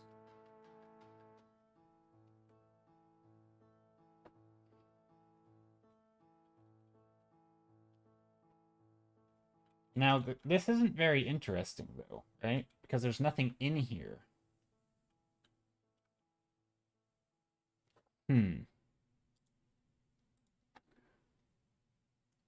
The side with the car is so nice with light.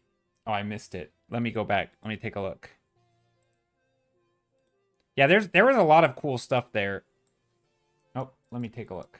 The side with the car. Oh, yeah, this stuff. Yeah, there's a lot of nice light here. Yeah, there's a lot of good stuff here to paint. I just really like this.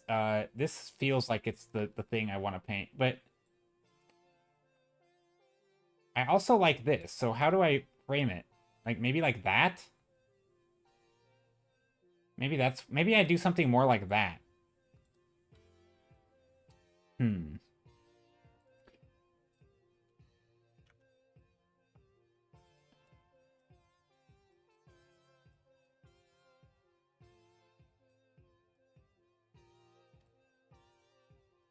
I mean, this has got to be more dynamic, right?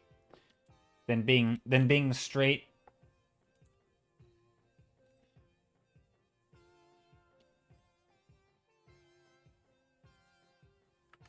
That's got to be more interesting. Yeah, I think that's what we do. So this can stay dark, but I'm gonna do something different here. We're gonna change our perspective a little. We're gonna look downward at it. Like that. And then this goes like that. I mean, we were already looking downward at it. Who am I kidding? And then we have this is a bright spot.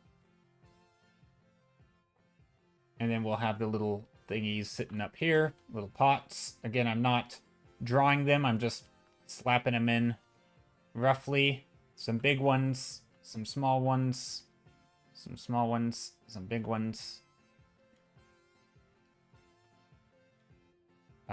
Plants, just various things. Posts. I have a little bit of like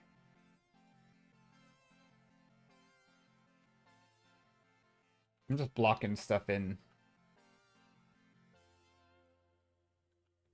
This stuff is not in shadow, but it's also not in direct sunlight. I mean, I guess it is in shadow, but it's just very, very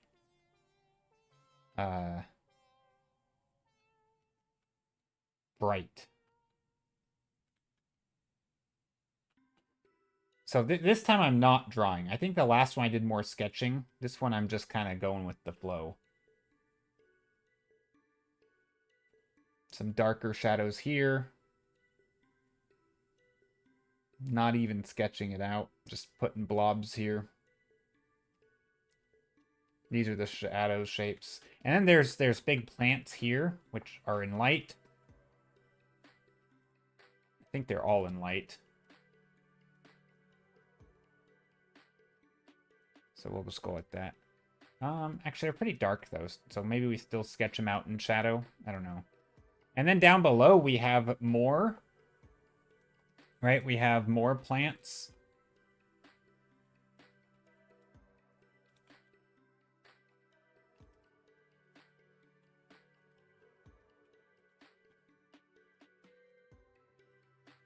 Okay, let's sketch some darkness here.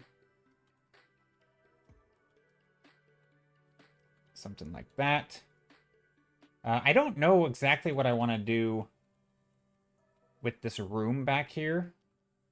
Like, because if I put too much depth, right, it's going to draw the eye. And I don't know if I want to draw the eye.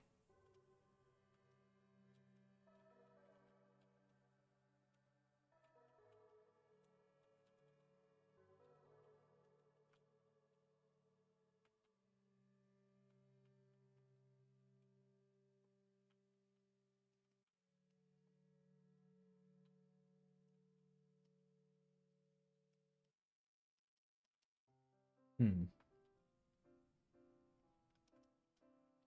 got to think about this. Just to draw the eye, start with an ellipse, but you got me.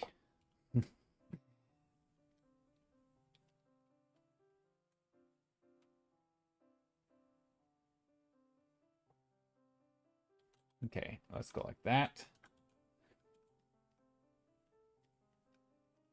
And this side's a little bit softer. Maybe maybe we do sketch some things in here. Maybe we sketch there's some of the darker shapes, just enough to like know that there's stuff back. I mean, this isn't the focus, right? The focus is the plants, and I'm gonna make them very vibrant, hopefully.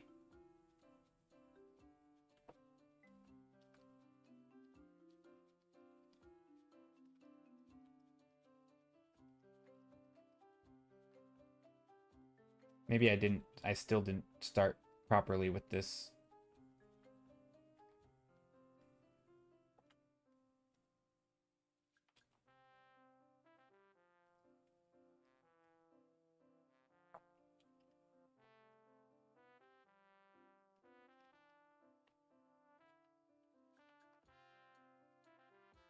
And maybe here. Could probably draw these little triangles up top, just in light.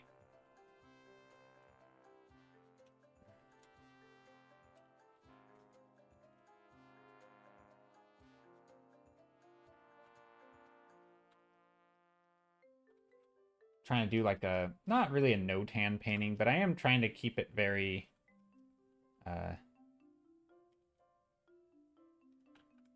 very something.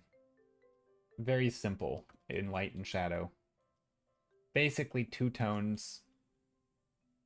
Do I like that framing? Maybe more stuff back here to really silhouette some of these plants.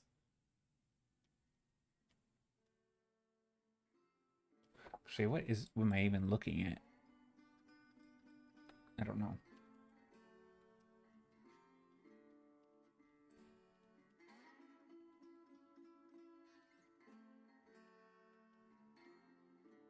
The stuff. There's like a workbench back here. There's a bunch of things in perspective. And it just like goes into the void. So much stuff back here. What else? I mean, this under here is also pretty dark. Maybe we go like that and just kind of taper it off. Again, we are going to have these plants. Okay, let's start on the plants. I think this is a good base. So now, let's make some of these things. Do you have a car? Do I have a car? No. I do not have a car.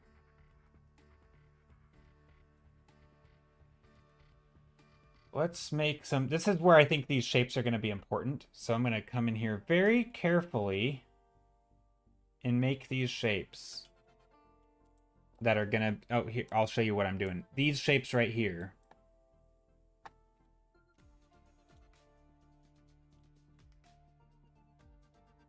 Now, I live pretty close to my city center, and so I can just walk everywhere.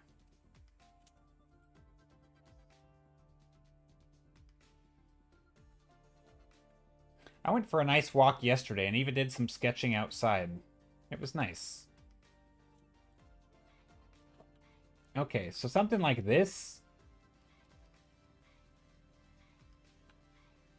I guess this is a good time to start picking other colors.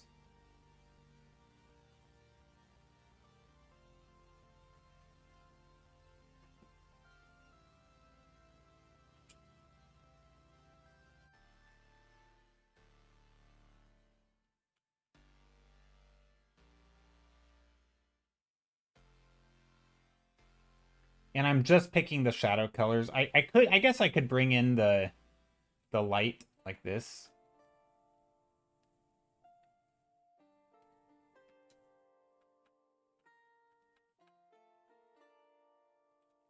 Although I think this stuff could be done later.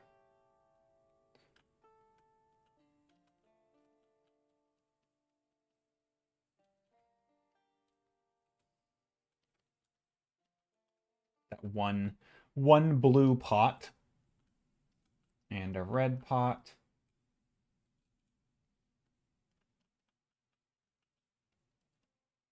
And another red pot. This one's a little bit... See, stuff like this, you could treat this like... This is like a still life in a way, right? You could get crazy with all this stuff. There's no overlap on these pots, which I don't like. This one's a little white pot.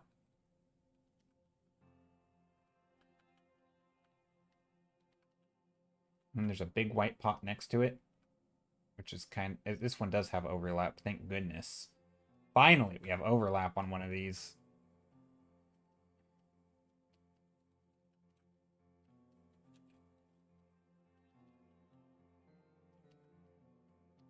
Also, I'm painting these very small. There's a one here, and then there's a little smaller one here. And I'm not really measuring because I don't care to. I think this is one of those things where like I could make this up in any shape, any color, any size of pot I want, and I think it would be fine. Was it a choice to make the light on the pot a little smaller? It looks good. No, I haven't done the lighting yet. I'm vaguely blocking in where the light's gonna be, but like just for my own reference. But no, I haven't really gotten there yet. These aren't finished or anything. You mean this light right here? No, I'll make it larger and probably brighter. I'm also gonna add some fill and stuff, and maybe make the shape make more sense.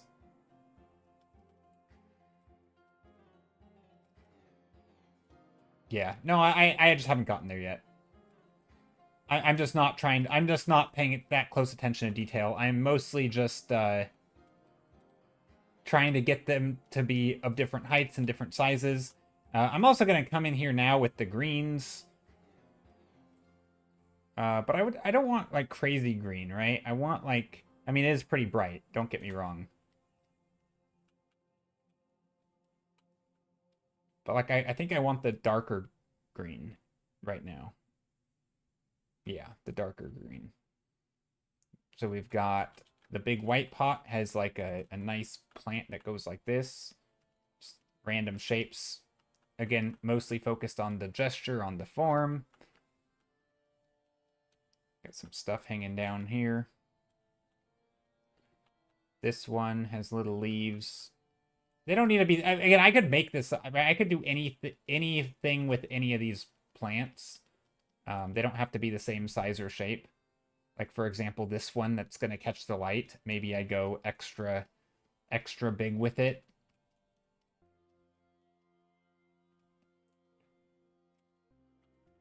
There's also plants down here,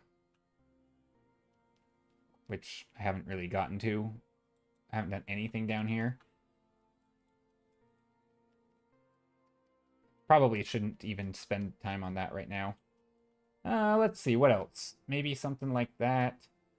Maybe some... I guess all of these have a little bit of green in them, right? Pretty much all of them. So we'll just put little blobs here. Gonna be even less precise on these, I think.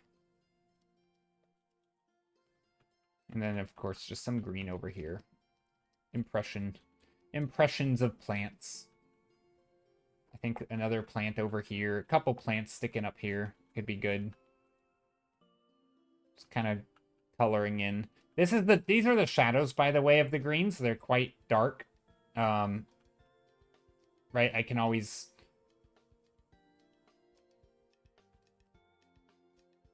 I can come back over the top of them with like a lime green or something and add some light.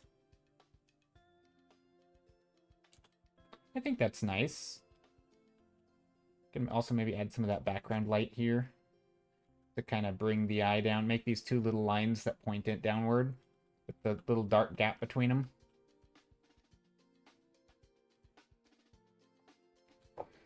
I haven't done anything with like this back fence here. I guess I can sketch that in a little bit.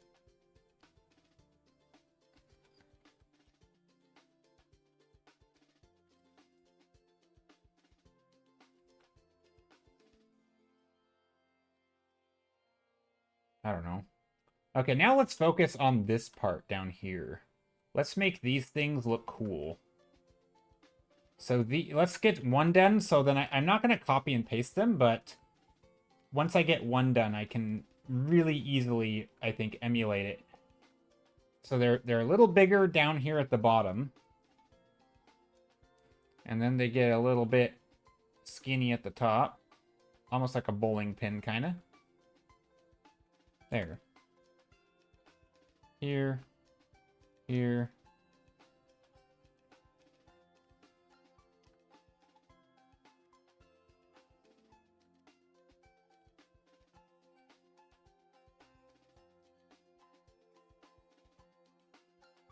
Something like that, maybe.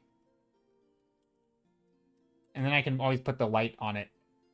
I'm going to shine the light on it here in a moment. But right now, I'm just trying to get some of these light forms Because they are a white material, so even in the shadows, they're quite bright. And I'm also not making them super, like, close spaced together. There probably could be more.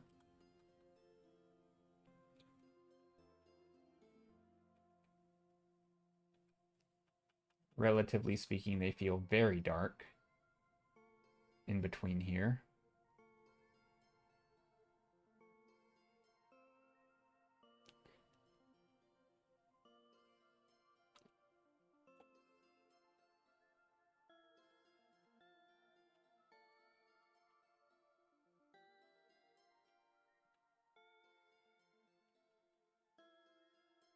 Now, I don't know if I want this to be uniformly dark or not. In the image, it's not. And so I think I want to add variety in here.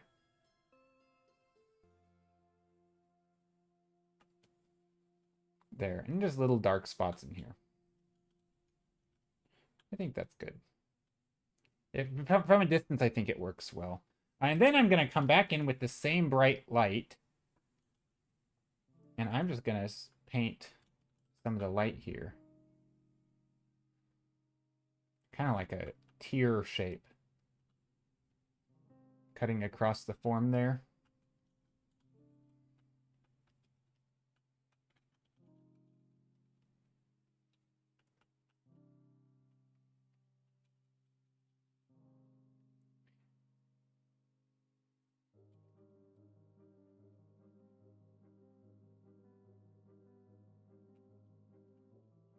Ooh, the blue spot is popping. Thanks. What's a tear? A tear, like a teardrop. Like a teardrop shape. Like a tear. So like this shape. Like a water droplet. They kind of look like a tear. Right? So like right in here, they kind of have that shape. Right? And then down here, these lines sort of, they don't really have quite the same, but they're also kind of rounded, and then we have like a square base. So it's kind of that shape. So sort of shorthand, if I'm trying to be like very impressionistic and not go into detail, I'm just like making that general shape, right? I'm just like, oh, let's take a white paint and let's make a shape that kind of looks like a tear. Right? Like that, and just not, that way I don't have to be precious about it, right? I'm just like blobbing it in. Bulbous, some would say. That's a good word. Yeah.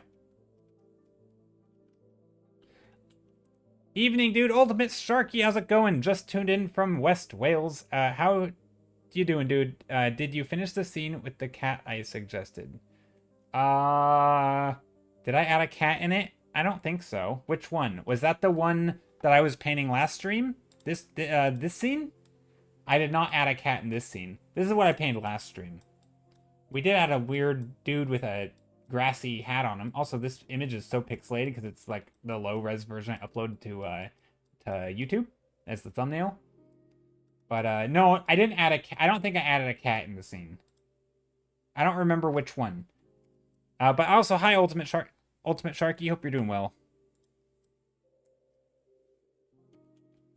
Okay, but for this one, we're doing some plein air painting today, and or virtual plein air painting, to clarify.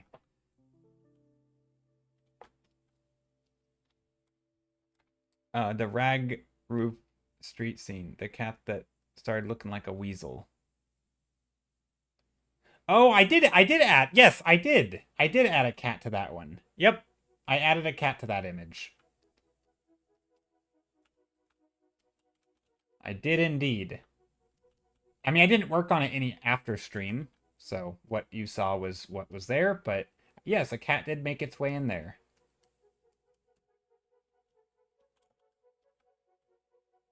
Okay, so there's that. I kind of like this. It's very like sepia tone vibes almost. Some of this could probably be a little darker. Maybe I want to push the saturation a little darker too. To start getting in some of this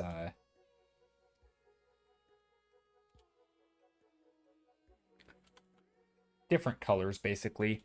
the saturation, because the whole thing's red, anything that's less saturated than the red is going to make it feel like it's a different color, right?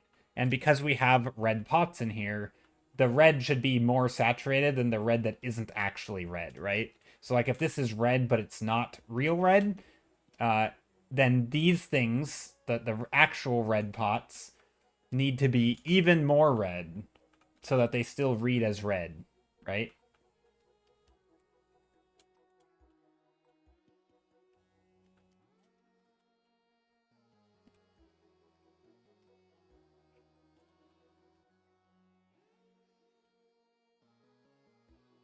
What else?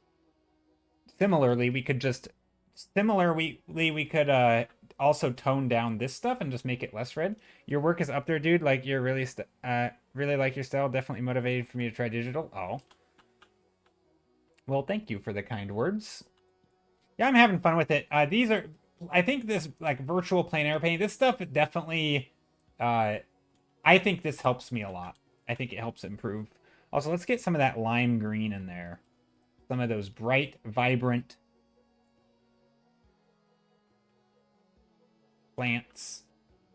I think just the whole dang thing is gonna be in green, in vibrant green. Just that light popping, sort of painting little. I don't need to paint every single leaf, but I do think in these foreground ones, it wouldn't hurt to paint more of them. Also, some of these are a little bit not very bright for some reason. I don't know why.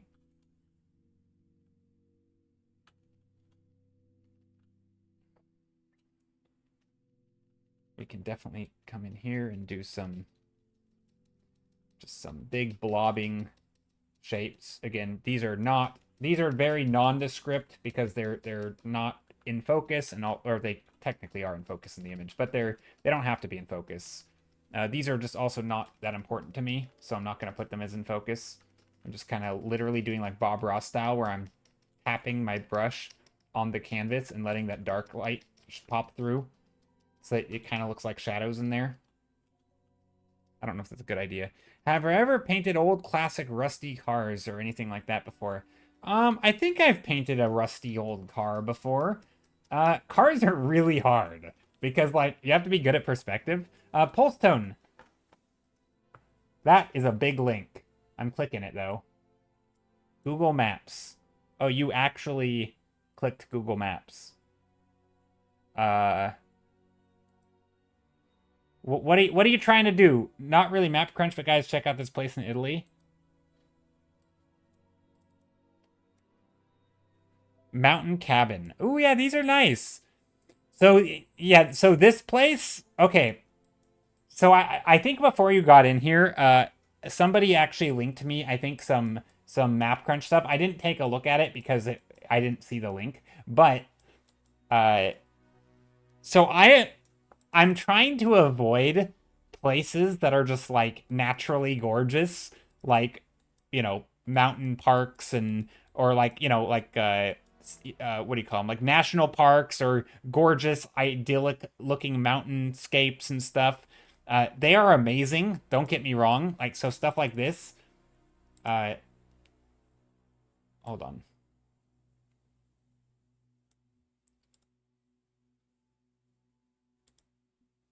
Something happened. I wanted to get rid of the stuff on the side. But anyway, so this stuff is gorgeous.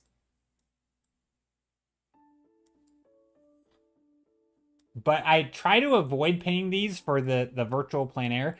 Maybe not always, but a little bit. And some of the reason why I try to avoid it just a little bit is because one of the things that I want to really focus on in these is like trying to learn how to frame my own image. And sort of how do you take a scene that maybe isn't that gorgeous and, you know, like find something that's beautiful within something that isn't perfect, right? Because a lot of those things look so perfect. I feel like you have to, like, I don't know. It just, it takes away to me like that effort of like, okay, well, what the heck do I paint? right? Somebody who's really good at this, you guys probably know, James Gurney is really good at this, where like he will walk down the street and pick like an old dumpster and paint it, and it's just so gorgeous. Like, how did you pick a scene that is so good and it's a freaking dumpster? Like, it's literal garbage, and he'll make it look amazing. And it's a skill. It's a skill to be able to like find something and be like, oh, I mean, it's not to say it's I mean, you can paint any subject, right? You could paint this and find a way to frame it. Maybe you focus on the lighting and that's the emphasis, so you play up the saturation and make it all vibrant. Maybe you do like an alleyway and you add some life in there, add a cat, you know. Like you could find anything in here and you could make these a gorgeous painting. You know, focus on the lighting here with this little light. You know, you could make any of these scenes really beautiful.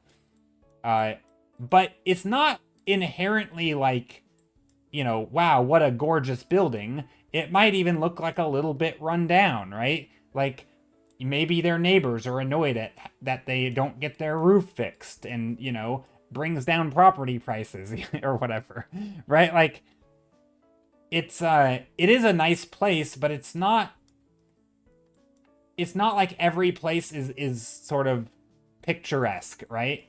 It's more about how do you find a place, something to like, you know, what do you focus on? And I think any of the focus could be gorgeous here, but it's not like this roof is inherently, also there's some artifacting, but you know, these old broken walls aren't inherently like, I don't think they're typically what people would call like aesthetically pleasing. And I mean, they might be to me, like me, because this is like a foreign country. I'm not used to seeing even these shapes of like the crates look different than our crates. The cars look different than our cars. The houses look different than our houses.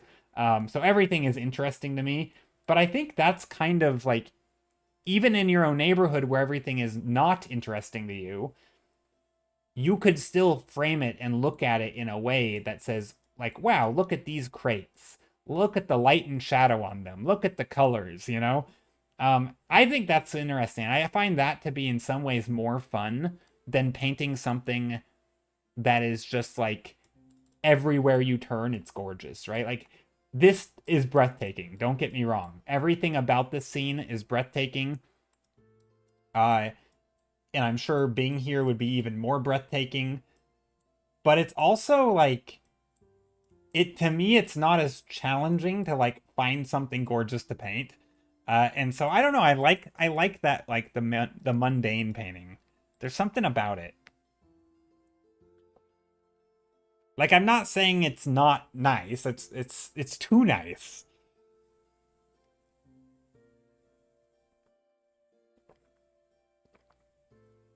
But I guess for me, especially with these, it's more, to me, it's more about like focusing on that very particular skill.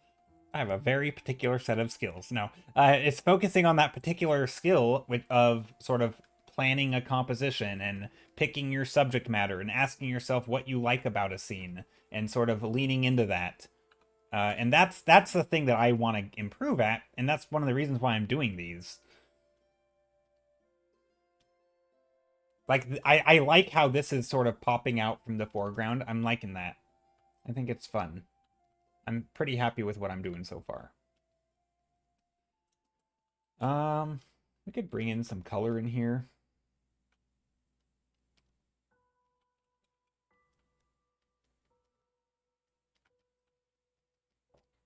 But yeah. It's kind of why I like doing the random. It makes it feel, there's a creative exercise there, right? That's exercise of, also, ooh, let's get some of these shadows in here.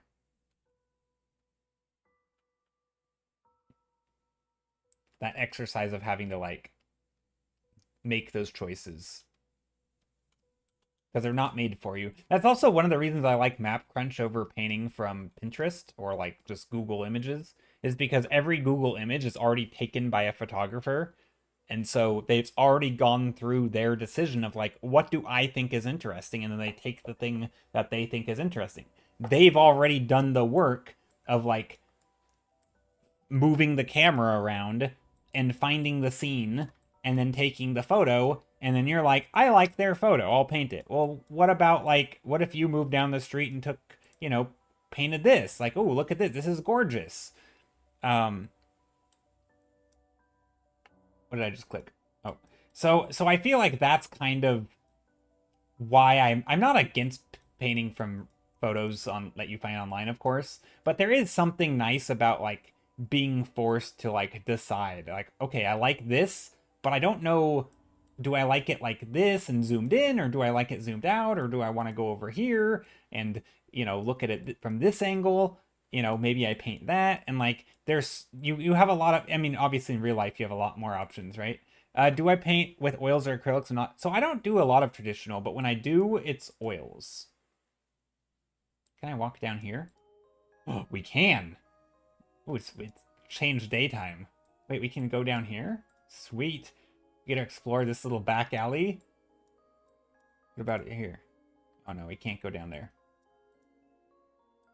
Ooh, that's a nice scene. Look at this! We discovered a gem. Look at this tiling. This is fancy. This has got to be a store, right? This is not someone's house. That is wild. Yeah, so when I do traditional painting, I typically don't, but when I do, it's oil. Although I don't know if the next time I paint it'll be an oil. Ooh, I like these roofs also. Is this mud? Are these mud roofs? That is cool. Sorry. This is so cool. Look at these roofs. I've never been more excited about roofs in my life. I think these are mud roofs. Or clay? Mud? They look like mud. Like dried... Like stamped mud tiles of some sort? Like maybe clay tile? I don't know what it is. It could be some sort of concrete. No, it's not concrete. I don't know. Yeah, a lot of textures. What a cool... Also, what's... I like the lilac gate. Oh, yeah. Yeah. All the colors. I mean, this place is neat. If you guys want a link to this, you can also wander around. Oop. Mud bricks. Yeah, they look like mud bricks. I don't know. I find this very cool.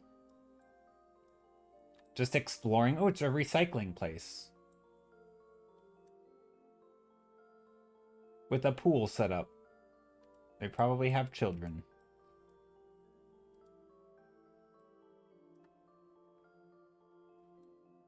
A bunch of cups.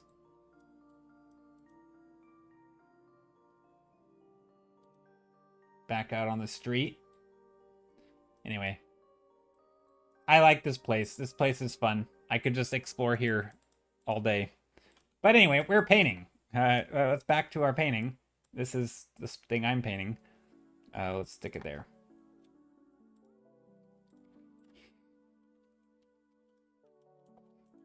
Okay, what about this? Making some shapes. These shapes, again, I'm painting very low resolution right now, so it's not like these are, you know, it's not not like the detail matters much, but I do want some of the emphasis to like the punchiness, you know? To sort of feel...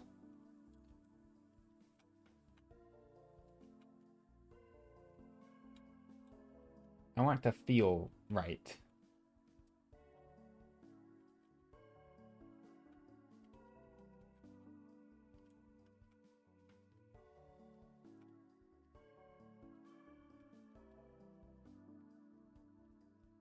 I actually don't know what's happening here. I guess this is like the roof. And we can kind of see the roof up here. Now, I don't know if I paint all that. That's kind of weird. What do we do then? Do we just... I mean, I don't know what's up here. I can't see it. Maybe like that. Just continue it upward.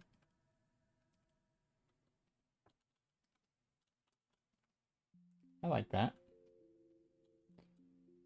And then this continues up here. This is like a house inside of a house.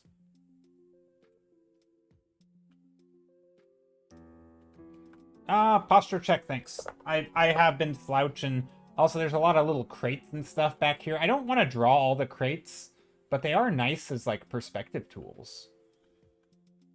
You know? Like, they're back here, and they... Here, we can make them be saturated.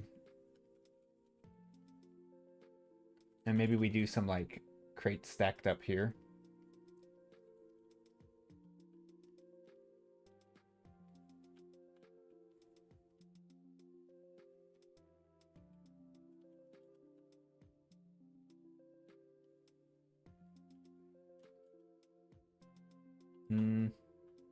And then over here, can get like a much grayer version of all this. Oh.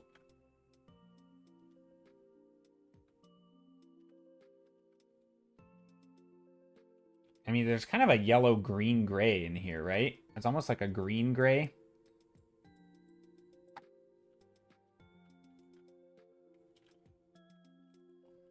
Something like that, maybe. I mean, which kind of works. You know, red and green combo. Can't go wrong there. Are you sampling the colors from the painting? No. Nope. I can't. So this is in the Pure Rough, and I can't color pick from this. Or if I can, I don't know how. No, I'm not trying to get the colors accurate. As you can probably see by my not accurate colors. No, accuracy in colors is not my main goal for this. It's more about the vibe. I'm trying to inject some warmth in there that are, you know... I find that the really good plein air painters... Oh, from my painting. Yeah. Once I put... Yes, I am sampling from my own painting. Yes, I do that a lot. Like right now, I'm picking that color and putting it back into my own painting because it's already there. I'm picking it from the ground. Yep.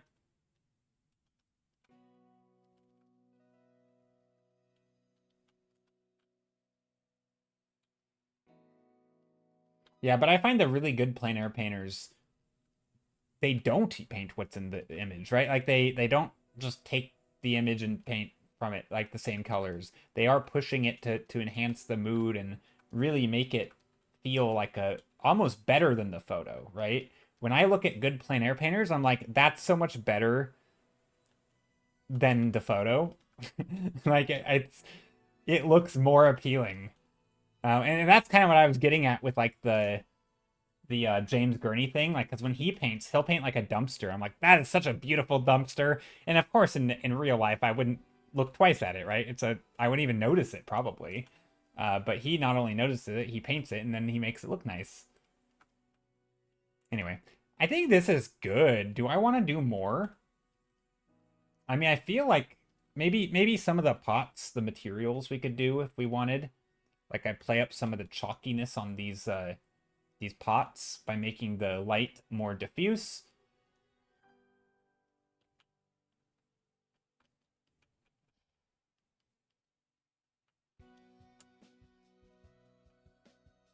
All dumpsters are beautiful. You got to learn some basics. So yeah, I'm using... Oh gosh, I actually looked into it. I looked into how to make it so my... Like, you know how gamers will have...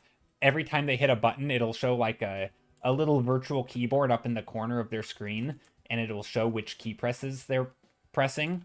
I looked into something like that for me, so I haven't made any progress on actually getting it set up or anything, but I've looked into using that so that you guys can see all the hotkeys I press, because I do use a lot of buttons. Like I'll, hit E for erase if I want to erase, or B for brush, and then A or S to make my brush bigger, and A to make it smaller. So, I'm constantly changing the size, or if I want to color pick something, then I can hit Alt and sample from my own painting, so that when I'm blending colors, for example, I can put down a color, pick it again, put down a color, pick it, and I do a lot of blending, or like T for smudge brush, and then again A to make my brush smaller, and or S to make it bigger, erase, you know, all the, I constantly am like, big brush, small brush, you know, I'm using hotkeys for all that. And I think maybe if for some, you know, beginners in digital painting, it's not immediately clear what is happening. It's like, oh, just find the brush and the brush does the work. Well, no, I'm making a lot of like little choices, you know, here and there, and they're most people who painted much understands, but I think it could be nice to show.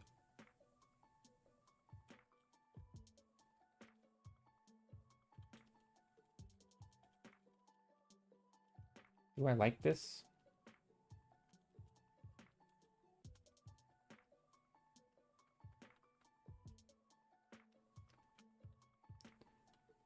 Now, is there a... I actually don't know.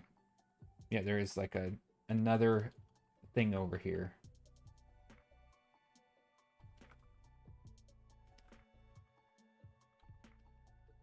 Okay, so that one's not bad.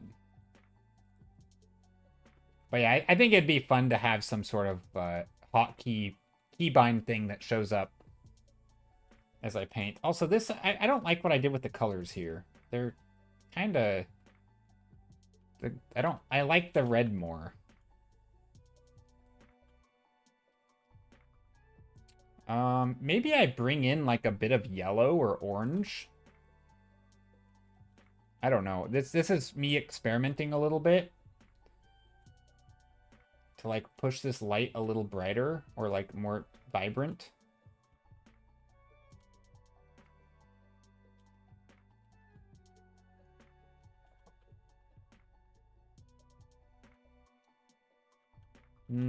Maybe not.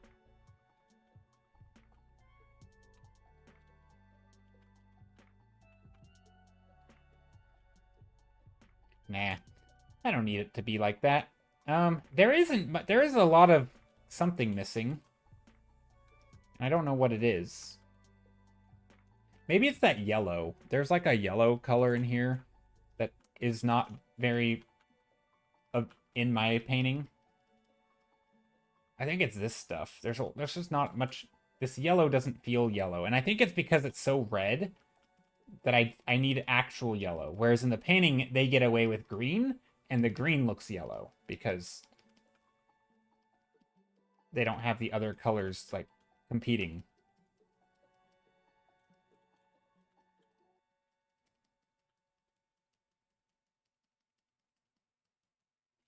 I don't know, maybe something like that.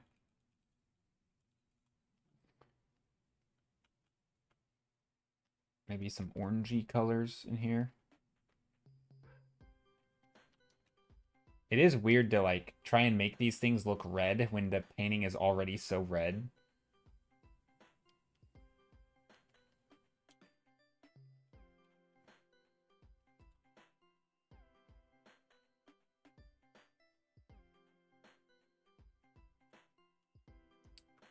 A little bit of a line here. This is where I'm getting too detailed here, but I feel like on these pots, because this is the main subject matter. Ah, we're getting a sub. Thank you so much, Sharky. I appreciate it. But yeah, because this is the main subject matter, I'm okay with going a little bit detailed here.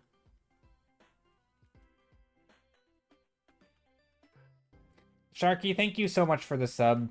I really appreciate it. Very generous. And we're getting a raid also. Same alert for the raid as the sub. Welcome, raiders. Welcome, welcome. How's it going? Ronald, how are you?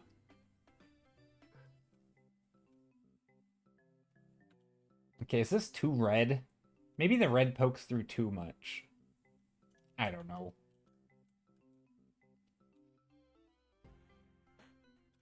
I think they get the point across. Let's do another one. I'm raiding ya. It's good to see you, sir. Ronald, thanks for coming in. What were you up to today? For you guys who don't know Ronald does a lot of world building. Does a lot of just fun stuff on stream.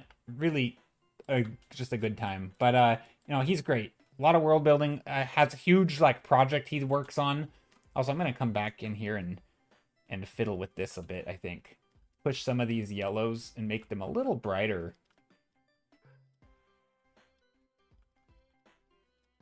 Just pushing that color a little more bright. Hype train started. Wait. Did the raid contribute to the hype train? Or is that just because it was one sub and I have my things set up weird? I don't know. Thank you, though. Boo Foglands. Foglands? What's a fogland? Boo Foglands. Is that Belgium? Is Belgium the Foglands? I actually don't know. Ah, thanks, Strumeagle. Strumeagle, I appreciate it. Thank you for the 100 bits. Fogland is an area shrouded in perpetual mist. Yes. Foglands is Belgium. Okay, I don't know anything about Belgium, other than this is Belgium.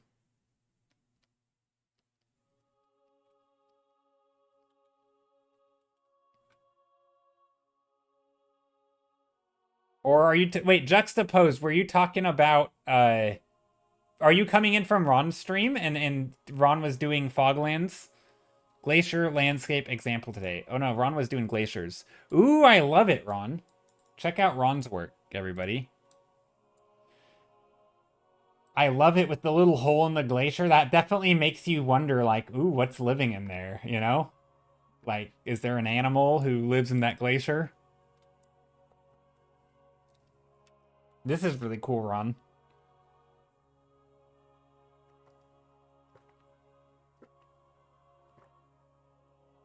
Also, I really like that you added the snow. I think that's a nice touch, and I honestly feel like I wish I did that more in my paintings. Because a lot of times when you paint, like, snowy places, you don't actively see the snow falling, because, like, it's too fine, and it just turns into, like, a foggy mist-looking thing when you take a photo of it. But I think it's a nice touch, and it adds, like, a stylized effect, where it really... I like it.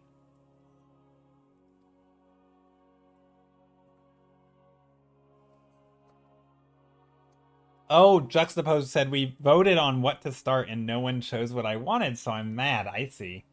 I understand. We do voting here, which is why I have the numbered squares. We're not going to do voting today, but yeah, no, I totally get it. People not voting on the one that you want. And even as the streamer, right, I put up the options, and oftentimes I'll still have a preference, and that one never gets chosen. So, okay, let's do a random location. So I'll show you guys what we've been doing. We've been doing this thing called Map Crunch. It just randomizes the location and it plops us in somewhere. In this case, speaking of Foglands, is this England? No, Bermuda tourism. Okay, it's not Bermuda apparently. But yeah. So stuff like this, it'll plop us in somewhere, and then we can either explore it or we can skip it. It's up to you guys. Whatever you want. If you guys want us to... actually, let's skip this one. I want a place with sun. There we go. We got sun. Oh, it's just the middle of nowhere. A random overpass with graffiti. Of course. I like it. Is this England? Bermuda. It was Bermuda. I just saw... it was foggy. I just saw fog. I'm like, it's gotta be England. But yeah, so sometimes we will find a subject to paint, like, you know, just these on the side of the road, or a car, or a tree that we like. Sometimes I like to just, you know, not get a random street, but I will say sometimes there's cool stuff. Going off on a detour. This is a nice, like, some nice scenery.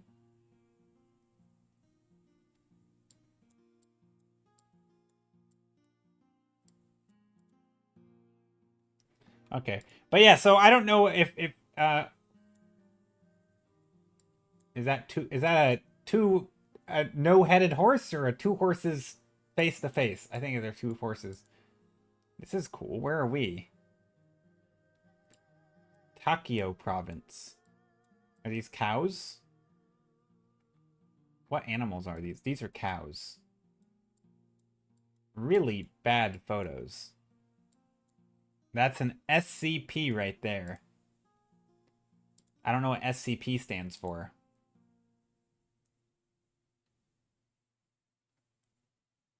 Plastic bag.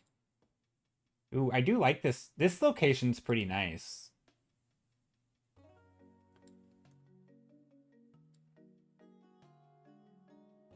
Like these are nice. This like the overlap here is some pretty good overlaps. Creepypasta internet story. Oh, you thought you saw an elephant? I see. No, these are cows. Little cows. Or maybe they're not cows. Are these sheep? I have no idea actually. I think they're cows. Is that bad that I can't tell what animal this is? It looks like a cow. A very skinny cow. But it could also be a sheared sheep. I can't tell. I think it's a cow. No, cows have flatter noses. This is a sheep, right? No, but this is a cow. That's totally... It looks sad. I can't tell what it is. I'm so bad at animals. What is this? Which animal? What animal is this? Help me out. It's a cow. Okay, it's a cow. It does look like a cow. It's a square. I should have known. It's square. It has the square bump on its back. Cows are square.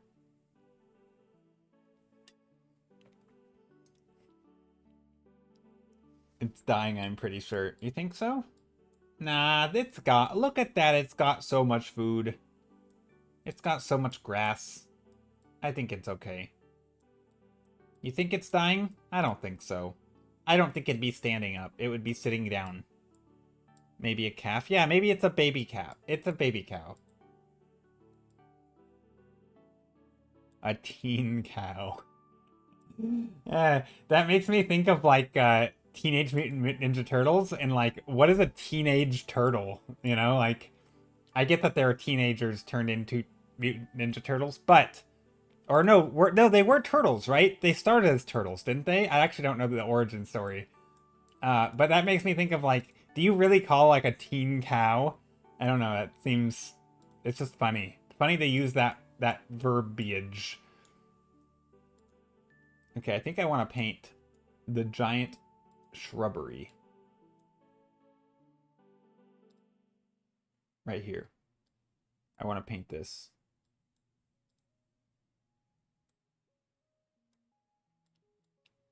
We're painting the shrubbery. Okay. If you guys want this location, I will share this spot. It's kind of uninteresting. But there you go. There it is if you want it. I will pin it to chat. So first I'll unpin this one. How emo of it. Yeah. Something like that. Okay. Whoa, I didn't mean to do that. Let's go back. Map crunch. Did I take a screenshot? Uh-oh. Print screen. I do like this location. I don't mind these just like scenic locations, just kind of out in the middle of nowhere. It's not too bad. They are a bit of a challenge, especially this one, because like there's no lighting. You like the last building I did? Thanks. This one? I like this one too. I could have spent more time on it, but I think it works, you know? It's the focus is very clear, right? It's very clear what the focus is. Everything else is just kind of implied, and I think it works. Okay, let's do this. So I want to do a red base again, even though this image has 0 red in it. There's actually 0 red.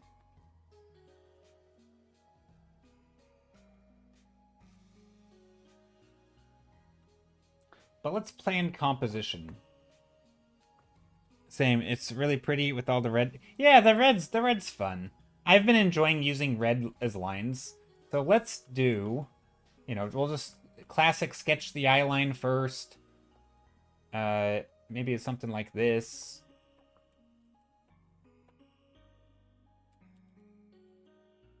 Big old tree up here. It's breaking the horizon line. Kind of clumpy on the bottom. Going up like this. Little shapes over here. Wait, this is on the side of the road, though. Maybe we do that. It's over here. No, it is more in the middle, though. So maybe it's smaller. There. Okay. Now I'm just going to start filling in. Let's fill it in with, like, I don't know, maybe a bit of a red. I don't know why I'm filling this in with red. I'm just having fun. Having fun painting with red. Maybe we'll fill in some shapes here. This one, I don't think we're going to have any of that red stick around. I'm just trying to get rid of some of the white background. This is like my underpainting, I guess. Kind of a value painting. And then we can have some trees here. Some smaller stuff here on the side of the road.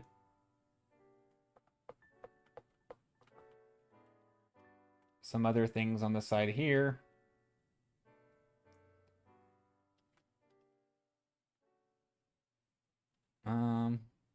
Dark shapes back here. Dark shapes back here. Big shapes here.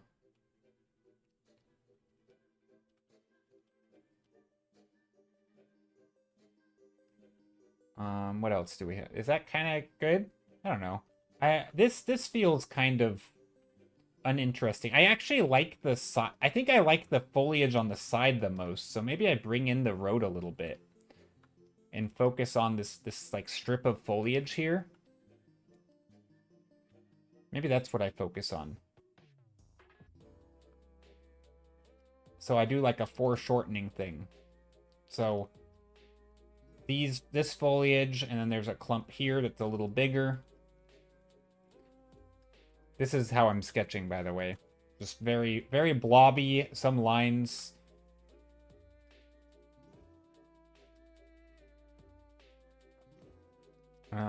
This could be a little darker.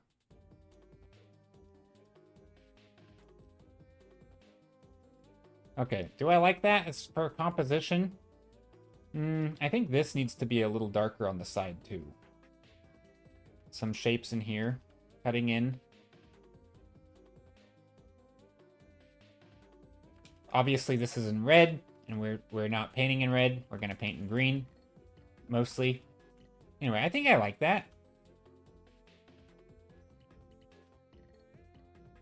Kind of values. There's a little bit of like a... Is that a river? I actually can't tell.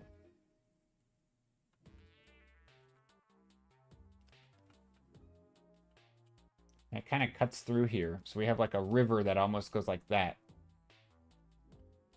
Kind of cuts through here that way, and we can see a little bit of it poke through, and then it pops out. A little bit lost and found. Okay. And then we can really play with the shapes here, I think, in this way.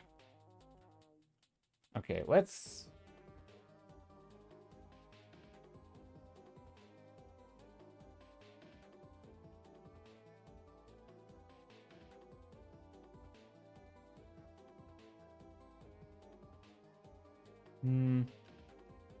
Something like that.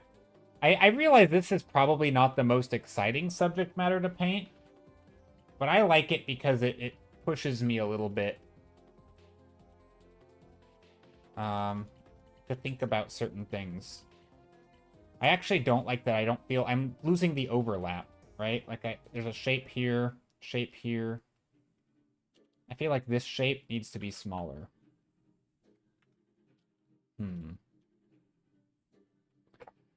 What if I do this? What if I select the whole thing?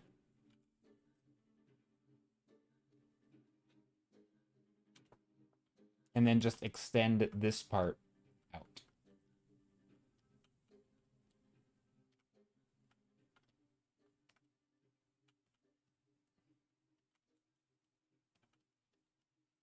There.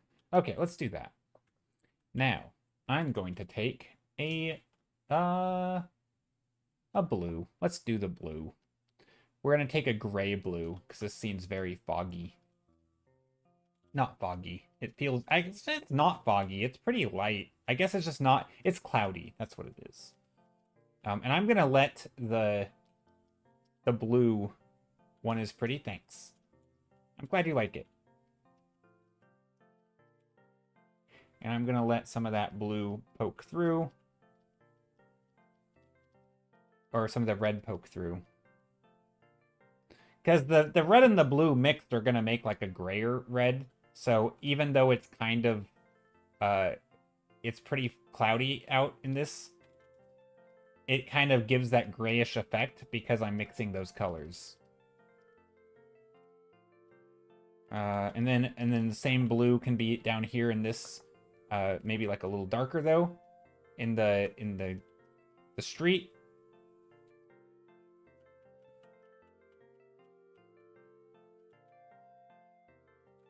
And I'm actually, the reason I'm adding the blue first before the green is because I'm gonna mix the green. I'm gonna put the green over the top, right? Because it's foliage, and it makes so if I'm covering up some of the blue that I'm adding, I can have both the blue and the red poke through.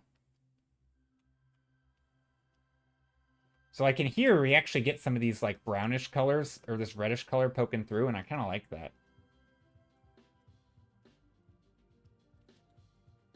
And then, let's see.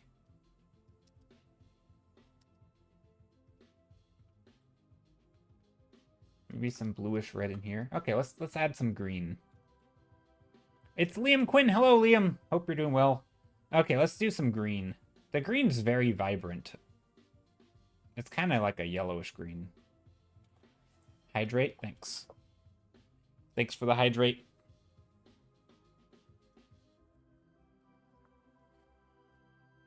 Doing good, brother. Good to hear it.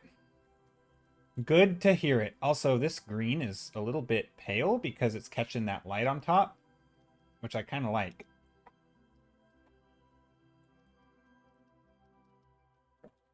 Probably shouldn't start with this, to be honest. Probably should have done a darker color first, like a really dark green. Yeah, let's do the darks first.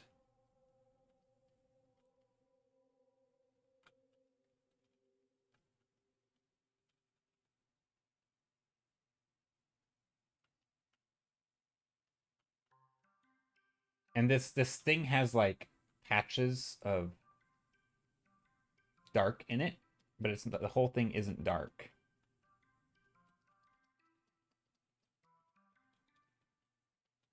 I don't know how this one's going to turn out, to be honest.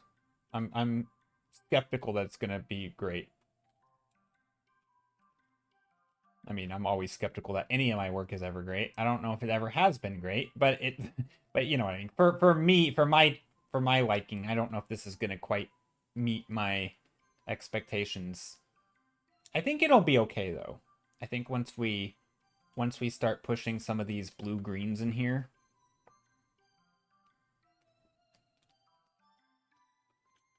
like in here,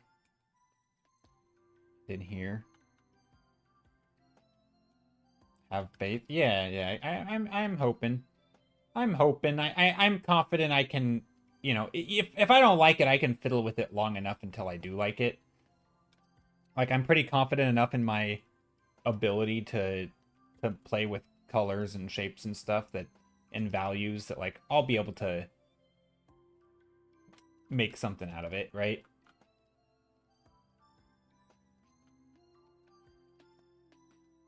I may not like where it's going now, or whether I can do it on the first try is a different story.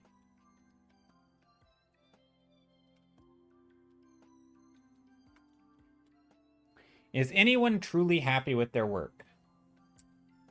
I don't know what you mean by truly happy, but yeah, I can be satisfied with my work. I can be proud of, like, myself and happy with of where I've come from, kind of, and, like, the choices I made, and I can be satisfied with it. I'm not always happy with, like, the outcome, but I also don't really judge my work that much by the outcome. It's more like in some ways it's by the process of like, did I make good choices? What, do I think that, if I did it again, would I do it in a similar method? Or like, did I, and I there's always something to learn or like about it. I don't know. I'm typically pretty satisfied with the things I do. Um, you know, there's always stuff to learn, and there's always, I think if you want, you can always find something to be unhappy with. But there's also always going to be things to be happy with too, so it's kind of a matter of perspective. I mean, it's I think some people are really good about finding the negative stuff. Like I mean, I think it's good, right? Like finding the negative stuff is how you improve in part, right? Because like you learn to analyze and you learn to sort of self-critique and you say this isn't that great, it needs to get better. Like, we're all experts at that, right? We're all experts at picking ourselves apart and finding things that we aren't good at. Maybe not all of us are experts, but it's good to be an expert at that because that, again, that's how you can improve. But it's also, it can get a little negative, right? It's easy to let that get out of control where you're just so in that mood of like picking apart your own paintings that you don't allow yourself to even like what you've done, which I think is sad. The red underpainting. Yeah, I like it. It's fun. I mean, even if I mostly get rid of the red, there's gonna be little bits sticking through, I think. I don't know. I'm not sure if I like it for a painting that has literally zero warmth in it. There's like almost no warmth in this painting. Well, I guess there is some warmth.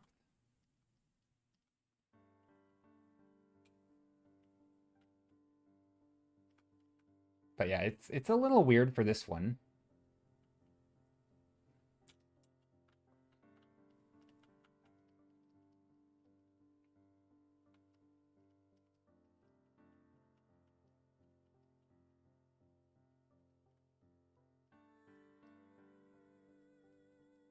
But it does have these little color vibrations sticking around.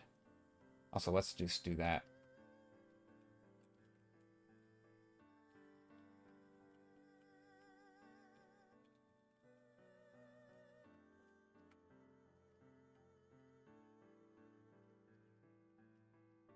Yeah, when the red peeks through, it adds a lot. Yeah, I think so. And now, like, I'm a messy painter, so like, there'll be little bits of red. Even if I tried to come in here and like get rid of most of them, there's still gonna be touches of it.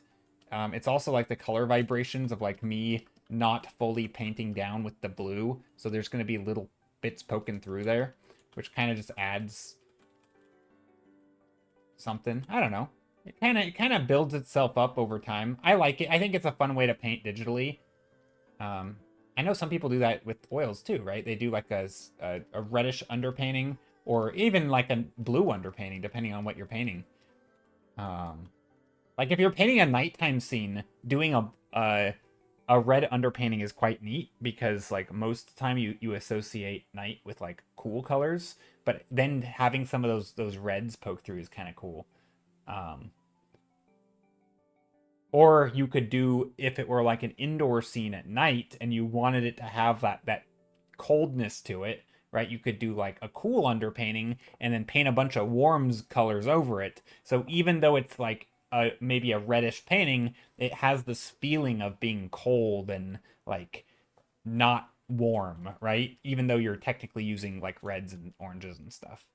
So I think it's fun to kind of use the opposite color, like whatever. I think it's more like whatever mood I want to convey. If I want to convey warmth, use a warm underpainting and then let those warms poke through. If I want to convey cold, then put the cool underpainting or just whatever. Don't do an underpainting. You don't really need an underpainting for digital, but I do find that if you use texture brushes at all, it can be kind of nice.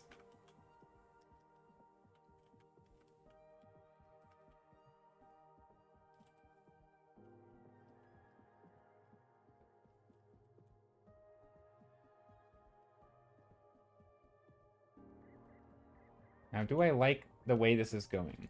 Not really. Maybe a little bit. Is it chilly where you are? It's warming up. It's not super warm right now. I think it's like, I don't know what temperature it is, but it's pretty fine inside right now. But no, there's only so many days left of wearing long sleeve shirts and beanies. But yeah, no, it's still pretty cool. Like yesterday was a pretty cool day. I went outside more or less dressed like this, and it was nice. It was even a little breezy. I wouldn't call it chilly, but breezy maybe. It definitely wasn't long sleeve shirt weather yesterday. Or short sleeve shirt, sorry. Also, this song's really loud. It just does that sometimes. But every time I notice it, it's almost at the end of it. So we'll tough it out with the loud music for a moment.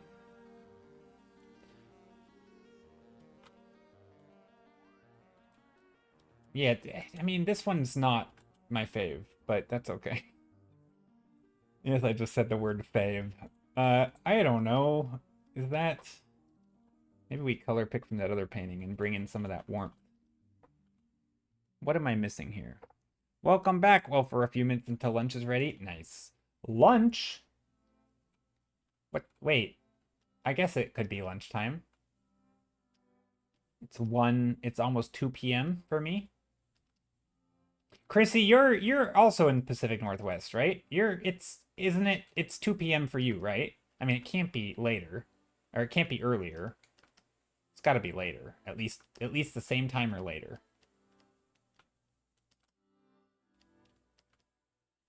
Waits for lunch. I want lunch. Yeah, somebody make me lunch. I want lunch. Or maybe I should order lunch. No, I don't have money for that. After stream, I'll make myself some lunch. I don't know what I want for lunch. I could get pizza. Actually, I think I have a frozen pizza. No, I think I have, I don't know what I want. Yeah, it's 2? Gotcha. I don't know what I got, but I got stuff. I got food in my freezer and in my fridge, for sure. Don't know what. I have like sandwich material in my fridge I can make. Or something. I don't know. Maybe I'll have like spaghetti or something tonight. I don't know. Haven't decided. I'll do that after stream. That's for stream, after stream decision making. I can't make choices on stream. There should be a prompt for stretch break. There probably should be. Stretching my hands. Yeah, that's a good point. Hydrating your eyes. Blinking. Ugh, okay.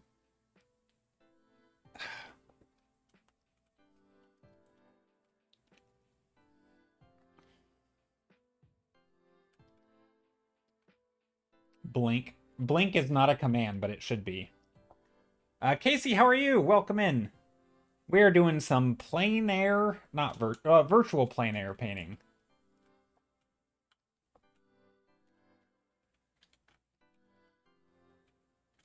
I'm having a fun time with this one, kind of. I mean, I don't like how this one's turning out, but the other ones, it's too soft right now.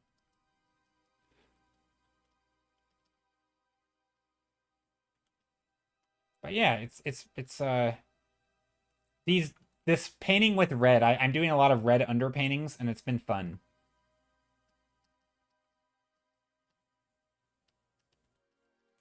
I'm trying to make these look like they're actually like going into the distance.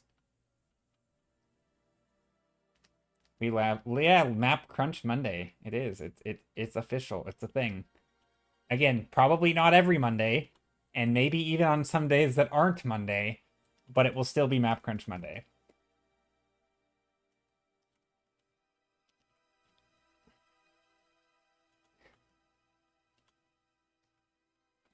What am I doing here? This stuff in here is like a yellowy color. Do I bring in the yellow? It's kind of a... Now it's I mean, the yellow's kind of neat, actually. Kind of looks like light, though. And I don't really want it to look like light.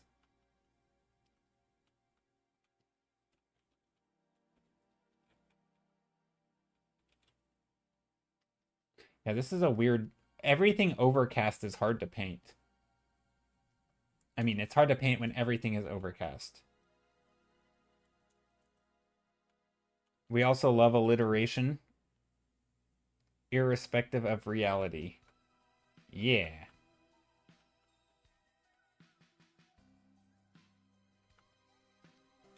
Now, do I add in atmosphere? I think I do. The image itself doesn't have a ton of atmosphere, but I think I add in atmosphere. Also, I've been on one layer this whole time. That's wild.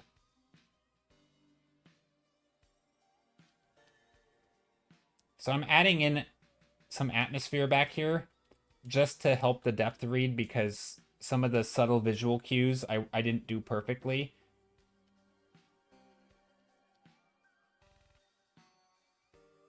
And atmosphere is like a heavy-handed way of just fixing all that.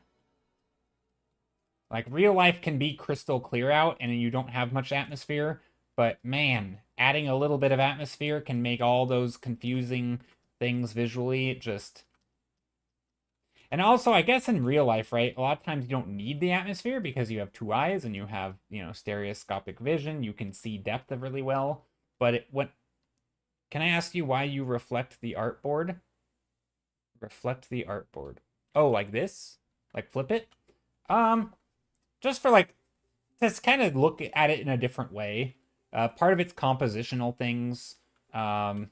I do it for a few reasons, but the main one is like composition, to kind of get a fresh look at it. It sort of this painting was a good example where it was handy, because as I was painting it, everything was leaning this way. I mean, it's still kind of skewed, but sometimes when you paint stuff, everything is very like leaning, but your brain has a way of sort of auto-correcting it in your brain, even though it doesn't actually look good on the page. But like you kind of get, you end up seeing what you want to see, basically. And so flipping it can kind of, for a brief moment, you get a new first impression, and you can be like, oh wow, this is really tilted, or this is really wonky, like things aren't quite looking right. This happens with colors too. Like sometimes with colors, how do I word this? Let's just copy and paste this for a second into a new file. Sometimes you'll have a painting, like it'll look like this, or an image, right? But instead of looking like this, it will look like, hold on. It'll look like this, right? And it's very hard to see when you know what this is supposed to look like. When you're staring at it for a long time, you might not realize there's like a weird orange fog over it, right? Like, this is one of those things where you just become blind to it because your brain is going to see this as green because it's supposed to be green. You're going to see this as a more yellow green because it's more yellow green relative to everything. And your brain's going to autocorrect. Your brain's going to say, look, it's a blue sky because it is. And look, it's green grass because it is. But there's kind of like, this is where like taking breaks, flipping canvas isn't going to probably help with the colors. But taking breaks is a good one. With composition, flipping canvas is really nice. There's also a thing where like my hand tends to sit in the middle of my page, like right here. It used to sit over, if I was scooted over here, it would sit over here. Especially when I had a big Cintiq and I would be physically painting on the surface that I'm looking at. It used to be that like I would be comfortable painting here. So if I wanted to paint over here, instead of reaching my hand over, I would actually just flip the canvas and then be able to paint there, right? But that's not really the issue anymore. Now it's just more comfortable. But also it's not just more comfortable. It's more for composition, sort of. Yeah, getting a new view on it. But yeah, taking a break is another alternative. Forgetting about your image and coming back, and then like, oh, this is what it looks like. It's called flipping the canvas, and it's a way of seeing the canvas in a new way. Yep, exactly. That makes sense, Chris Carson. I need to take a picture of my art to make sense of it. So that is so. This is, I think, a very underrated thing. So there's this phenomenon. You've probably all experienced it. You're done with your painting, or so you think, and you save it, you upload it, and right as you're gonna upload it, you're like, oh my gosh, there's stuff that needs to be fixed, right? Maybe you even hit upload, right? Maybe you send it to a friend, it's a work in progress, and you ask them for a critique because you're stuck. But the second you send it, you're like, I see the problems. For me, I think of this as like I'm having two minds about it, right? In one, I'm viewing it as an artist, right? I'm looking for the problems, I'm looking for things to fix. And then in the other view, which is right before I upload, I'm looking as like a person who's viewing art in the wild, right? It's like you're browsing the internet and you find art and you're like, oh, I like it, or oh, I don't like it, right? Like you just see it as a viewer. And a lot of times it's hard to like snap out of looking at your art like an artist and think about it just to view it sort of as an image. Does it look nice? Does this look good? Is there something that jumps out at me as looking funky, you know? It's a hard to, and so sometimes I will take a screenshot and I'll set it as my desktop background. And like in this one here, an example that I'm noticing is that,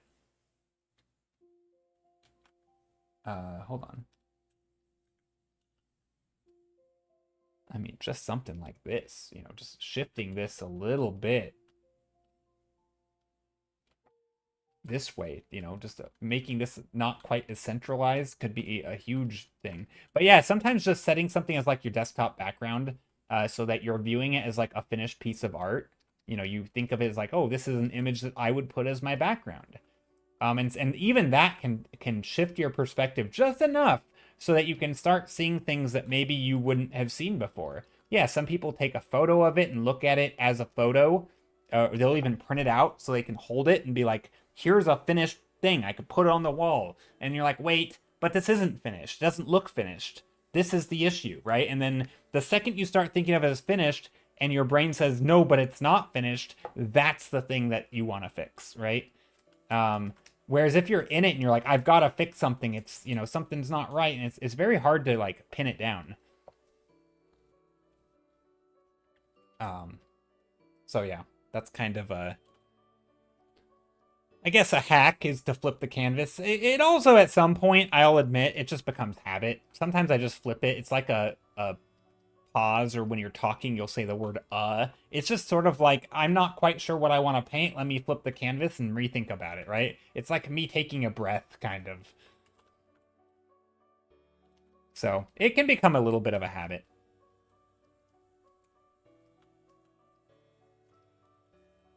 Also, there's not a tree here in the painting.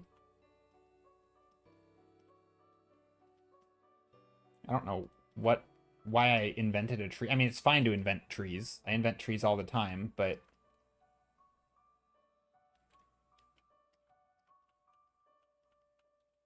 I felt like that one just wasn't necessary.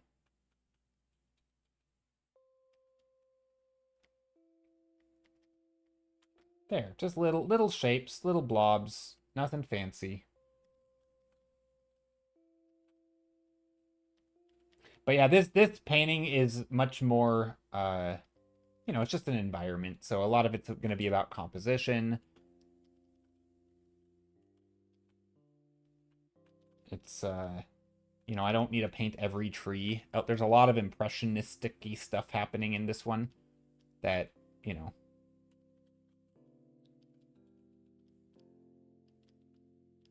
Yeah, very impressionistic. And it's still not a habit for you to flip the canvas. That's why I made it a redeem. Maybe someone else will remind me. That's funny. Yeah, I mean, in theory, I would prefer my flipping the canvas to be purely as like a problem-solving tool. I don't mind it as a habit, but as for a viewer, it's kind of annoying probably.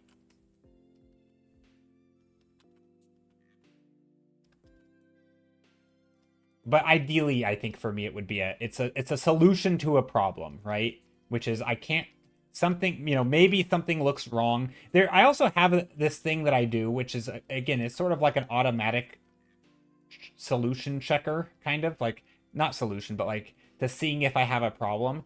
And what I'll do is I will go into my painting. I will make a selection. And, it's kind of like making your painting black and white, really, right? Like making your painting black and white just to double check to see if everything still reads clearly. Can you still tell what things are in black and white? Because if not, you might have an issue with your values, right? And so sometimes, especially with very colorful paintings. But another thing I'll sometimes do is I'll go up here to edit, tonal correction, hue saturation, and I'll just crank up the saturation, like insane amounts. And then I'll dial it back until it starts, and I won't look at the slider, right? And I'll dial it back until it starts looking good. And then once it starts looking good, I'll stop. And if maybe I end here, right? And I'm like, oh, this is way less saturated than I just had, right? Wait. Did I? Yeah, no, that's right. But sometimes I'll end up making it less saturated than I wanted it to be, or more saturated. I have a habit, especially in, not so much in these thumbnails, but sometimes I have a habit of painting very gray, and my brain will tell me that the colors are very, like, oh, look at this green, right? But the whole thing is so gray, and until I turn up the colors, I don't even realize how gray it is.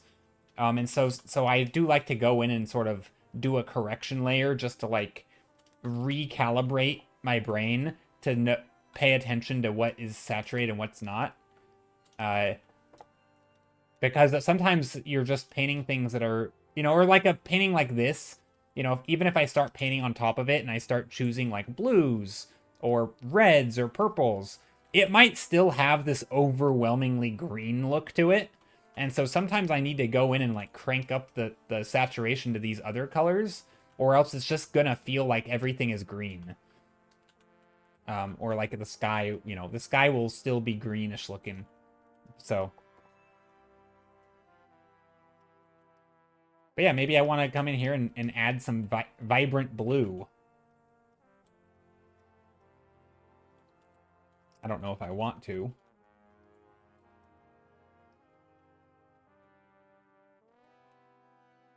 Could be fun. I kind of like the idea of having some of these bright clouds in here.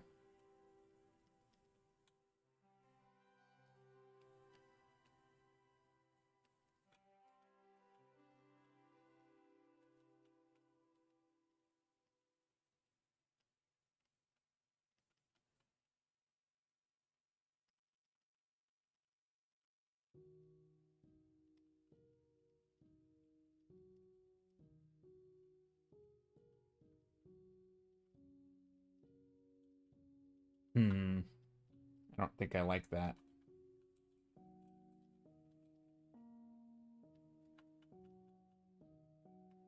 That's too blue, I think.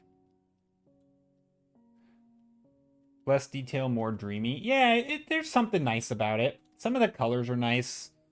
There's definitely stuff that I feel like I'm, like ways of picking colors or ways of working that I'm kind of liking. I could come in here and sort of carve out some of these background shapes.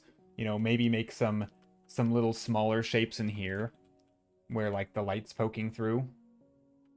And just play around with some of the,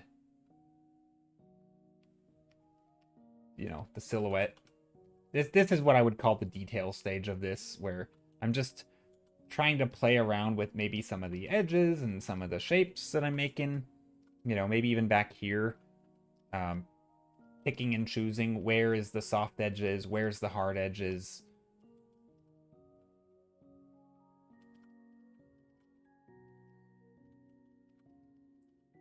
I don't want the whole thing to look smudgy, which is, maybe some of it. I don't mind if it's a little smudgy. I'm also not, up to this point, I hadn't actually zoomed in on the image that I'm painting from, or from the reference. And so a lot of the stuff I'm not even really sure what it is, like, oh, there's a little thing here. It kind of looks like a plant. let's make it a plant, right? And I'm also going to make a little blobby thing here, right? Or, oh, maybe there's some grasses in the foreground that have, you know, little highlights sticking up. And I'm not really sure what they are.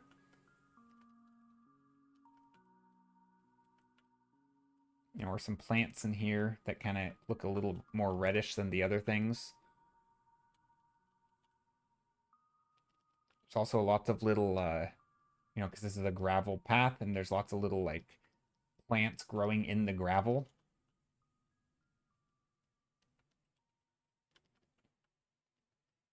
And so coming in here and just, like, adding in some of these little shapes of gray and just sort of, like, a peppering it with different colors could be a nice way to, like,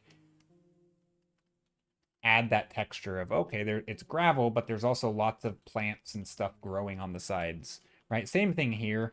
I'm just going to come in and make some of these shapes a little bit more intentional.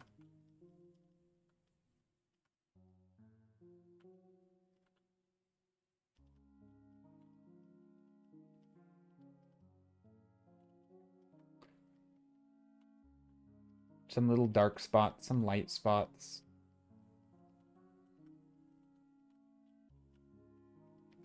Also, I'm getting a little hungry. I should probably start thinking about ending stream.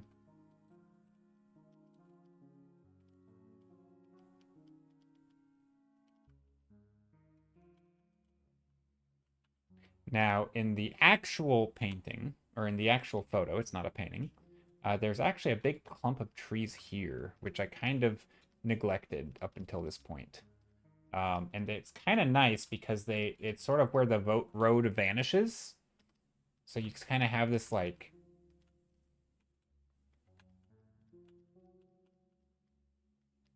the road kind of goes behind it.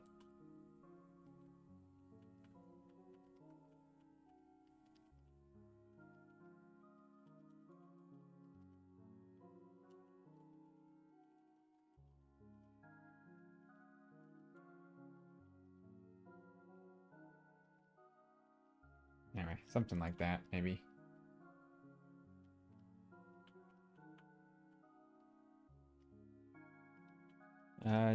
Now the question is, do I want any little details over here? I think I do. I think I want to put some small stuff over here.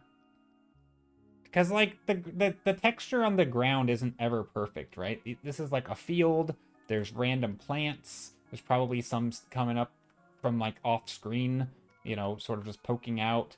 There's just stuff places, right? There's different types of plants. Some are dying, some are just different species, some are darker, some are lighter.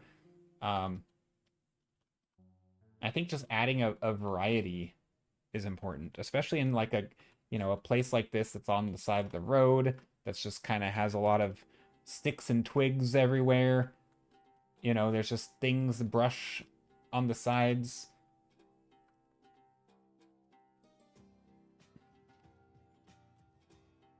Also, some of these greenish, bluish foliage stuff on the side is kind of neat. I'm flipping the canvas now, just to balance out this side of the painting. But yeah, I think this one I think we can call done. We could have probably called done a while ago.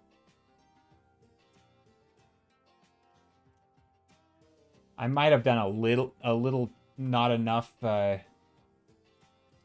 I don't know, maybe the red's too much? I don't know. Is the red too much?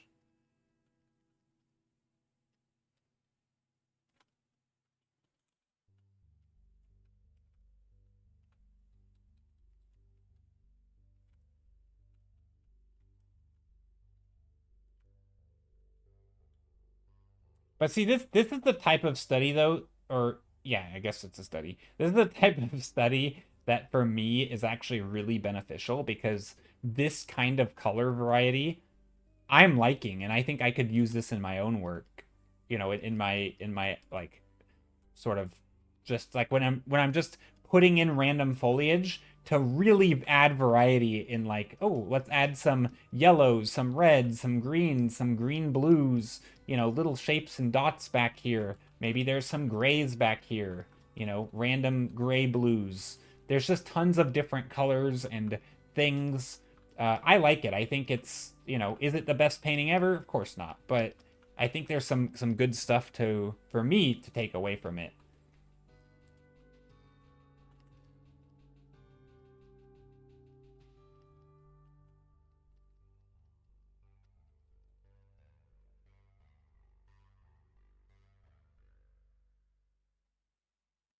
The red is working. Oh, that's good. Glad the red is working.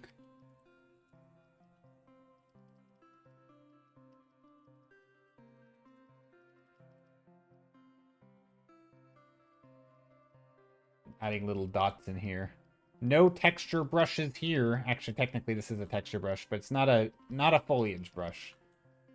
I am just, which I have nothing against foliage brushes, by the way. Just want to put that out there.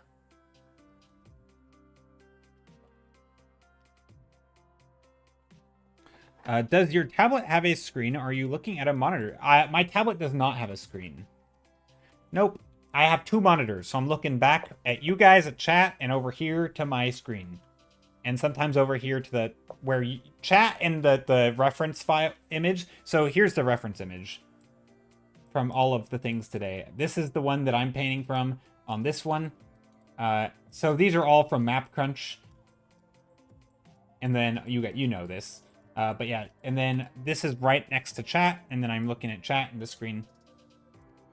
So yeah, I used to have a screen tablet, and honestly, I don't want a screen tablet anymore. I mean, if somebody wanted to give me one, I'd take it. But like, if I had my pick over screen or non-screen, I think non-screen is my preferred one. Screen is nice for like saving desk space, but I don't like that. I mean, I don't know. I guess it also depends on what kind of art I'm doing. I think if I was doing a lot of like super high detailed art, maybe non-screen or maybe screen is better. I don't know. I don't really feel that way though. I don't think it makes a difference at all. At least not any significant difference. I actually like to my biggest selling point on non-screen tablets is that my hands can... Whoop, I just bumped my mic. My hands can sit comfortably on my desk, and I can look more or less straight ahead if I want. I don't have to look down at my hands the whole time, or I don't have to have one arm raised up and engaged the whole time while the other one sits slack and, like, using muscles on one side of your body for 8 hours a day and not on the other. Just feels like it's a good way to get some sort of wear and tear that you don't need. I just like being able to sit comfortably, fairly decent posture, and not have to like hunch over, right? Because however you do it, you either one arm is engaged while you're drawing, or your neck is bent down looking at what you're drawing at, right? I really like that I can just look ahead because my monitor's here, my drawing tablet's down, and I don't have to look at it, and so it's just... Yeah, it's just nice. I think it's just a nice thing. Let's add little bits of speckles. Like little pebbles in here.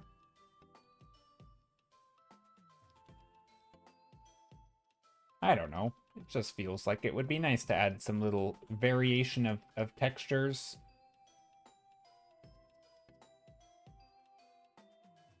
Little bits of like pushing the blue. Little spots that are a little brighter than others.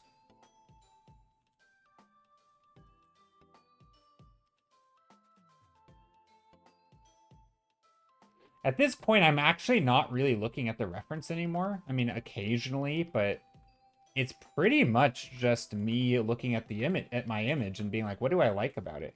Like maybe I inject some of these bright blues in here, which is kind of neat. They aren't in the reference, I would imagine, but that's okay. Adding a bit of a fill light to some of these things. Yeah, tiny puddles after rain, whatever. Just yeah, just little things, right?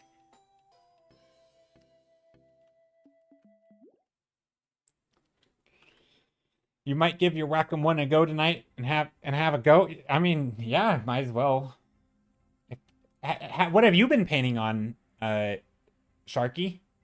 If I'm on a computer, then it feels weird not looking at your main screen. Yeah, same. That's how I am. And I'm on my computer, and it just yeah, it feels weird not to look at my main screen. Although if you have a screen tablet, you can use it as a second monitor, and so that's actually not a big issue. That was probably the nicest thing about having a screen tablet, is that I could just save desk space and have it set up all the time. Whereas this, because it's on my desk and it's kind of big, when I'm not using it, I have to set it aside because I don't even have room for my mouse right now. Like, my mouse is sitting here scrunched off to the side in front of me. And so I do have a mouse, but I don't really... It's hard to use while I have my tablet set up. So, I constantly move my tablet to the side. Now, let's do a little cleanup first.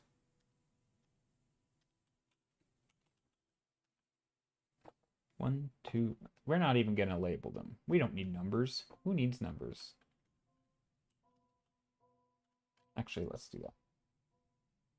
I haven't done painting in years and barely any digital. Done a few watercolor paints. Oh!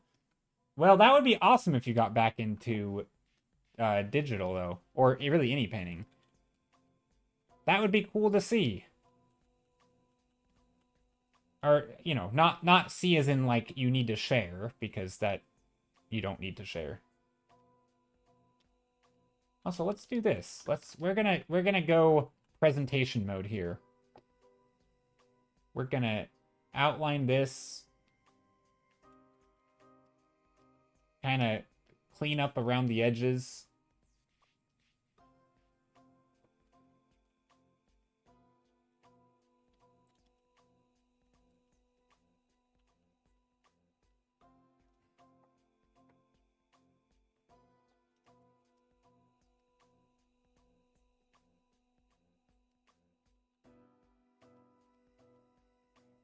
Ooh.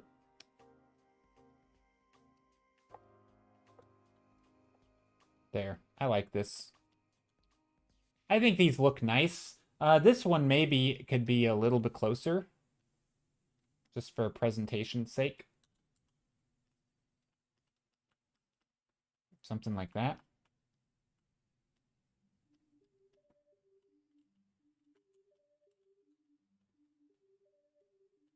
There. I'm trying to make this look like a...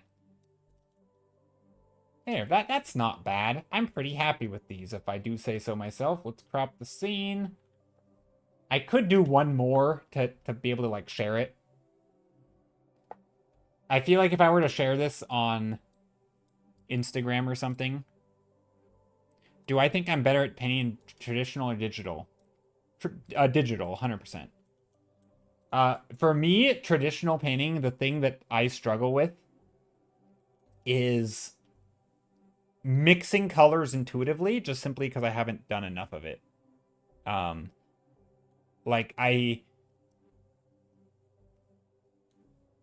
I'm pretty confident that if I took a painting of mine that's digital, I could just make the same thing traditionally. Like, the skills more or less are the same. Like, when I look at a painting and it doesn't look right, and I know that it needs something, I'm capable of making that choice both in digital and digital. So, like, but it's a lot harder for me to actually do the thing that I want to do because there's a lot more fiddling in traditional. Like, I mix my colors and I put it down. It's like, nope, that's too dark. And then I mix it and it's like, nope, that's too bright. And I might have to do that 20 times before it's quite the way I wanted. Whereas in digital, I can get it right more or less right away, right? Because it's just like, it's, you know, you don't have to deal with like wet paint versus dry paint and different types of, you know, some pigments are more, like more, what do you call it? Like, not vibrant. They carry more pigment than another type of paint. And so when you mix them, you have to sort of just by experience, you have to know that like, oh, a little bit of blue is going to make it really blue, but a little bit of yellow is not going to do anything. Right. Right. And like knowing that the yellow doesn't have as much pigment as the blue paint and the red is even more so. And like which paints and, it's just, it's very, I haven't done enough traditional painting for the mixing part to become automatic. Right. And digital, you don't have to do that. You don't have to really mix. Mixing is more of like a muscle memory than I mean, I guess it's so is traditional, but yeah, no, it's definitely digital for me.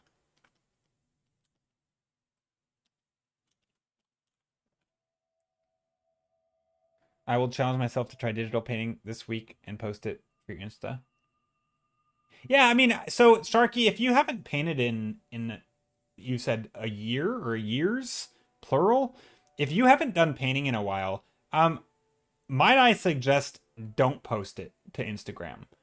I mean, at least tell yourself you're not going to, but then allow yourself to later if you want. Like, obviously, you can post it, but like, don't make it with the intention of like, oh, this is gonna get posted. Reserve the right not to post it. Allow yourself to say you're not. It's not for Instagram. It's not to post. I like to kind of create like a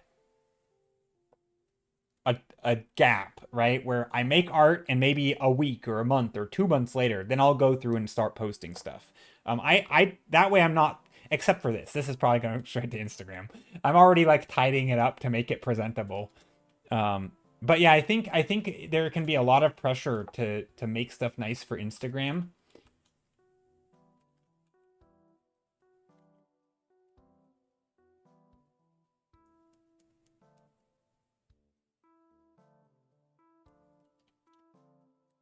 Uh-oh.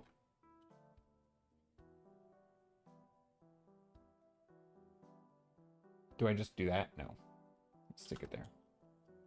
But yeah, there can be a lot of pressure to make stuff nice for Instagram, and I think that can put a lot of pressure on you not to try things, not to experiment, not to make messes and make ugly paintings, right? And all the things that sort of promote, well, I don't know, like happy, healthy arting, just like having fun, also learning and feeling like you're improving, all the things that you would want to do when you're improving and having fun are not the things that you do when you're trying to make nice art on command, right? Like, I think there's oftentimes a conflict, and it would be a shame for you to like start painting again after so long and then be like, oh, I don't like this, or oh, this is too stressful, or oh, I don't feel like I'm good enough. And I think social media just makes those feelings worse, and so social media is overrated, in my opinion. Just saying. But if you do want to at any point share, I would love to see it.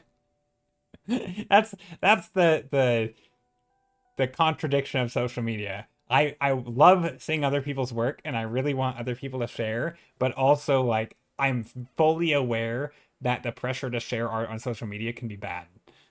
So, it's like I'm happy when other people do it, but also I don't want you to feel like you have to.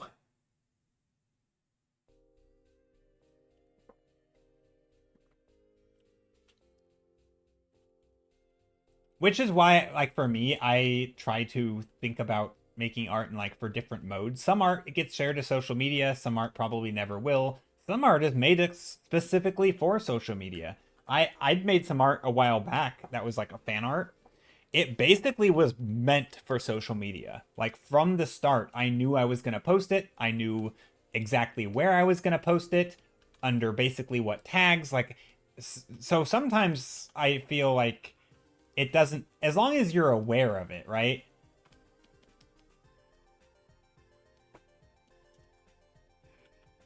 I will give it a go, and if I post it, we'll show you what I come up with. Yeah, sounds good. Then after a lot more practice, it can be a comparison. True, that's always, that is also definitely a benefit of posting. Or I guess another fun thing is, this is the way that I like social media. Also, I'm not doing anything right now. I'm just muddling around. Muddling around, is that a word? I don't know. Yeah, I'm basically done for today. But something that I really like about social media is just as an archive. So like Instagram or DeviantArt, it doesn't have to be a place where like growing a following is a thing. Like it could just be like a dead space, like, you know, DeviantArt or something, where like you post it there and no one will ever see it, and that's okay because it's still sitting there as an archive. And if someone does ask to see it, then maybe you can link them to your Instagram. And like maybe it doesn't matter if you actually have a following because it's just there as like a pseudo portfolio. Nothing curated too much, maybe a little bit, but like, you know, not quite like a portfolio. Just a place where you slap your art up when you're done. So it's off your hard drive and you don't have to worry about, you know, it's like a backup kind of. And I think it's did it not change the thing? Oh, it did change the thing. The rant thing worked. The ranting worked. Look at that. The rant command. It worked. Mushy Mushroom, how's it going? Art-wise, I follow Lord Spew, and now you are my other favorite artist on here, dude. Oh, well, thank you. I don't know Lord Spew. High honors to be a favorite artist, though. Let me look up this highly recommended. I almost rated. What am I doing? Twitch.tv/Lords. Let me take a peek. I don't know this person. I don't think I've heard of them. Mushy Mushroom. I hope you're doing well. They're offline. Maybe I typed their name wrong. But yeah, no, that is that. Thank you for saying that. That's an honor. To be anyone's favorite artist on a platform is something. That's I can't say that's happened before. Probably, I mean, maybe it has. I don't know. But yeah, anyway, we're gonna raid somebody. Let's raid out and say hello to someone. If you're on YouTube, I do have VODs on YouTube. I also technically multi-stream on YouTube, but it's mostly for the VODs. But if you're there watching the VOD, hello, thanks for being here, thanks for staying to the end or whatever. Whatever you're supposed to say with YouTube outros. And I stream Mondays, Thursdays, and Saturdays. Mondays, Thursdays, Saturdays. Next stream will be Thursday. And yeah, same time, 11 a.m. Pacific time. Anyway, thanks for being here.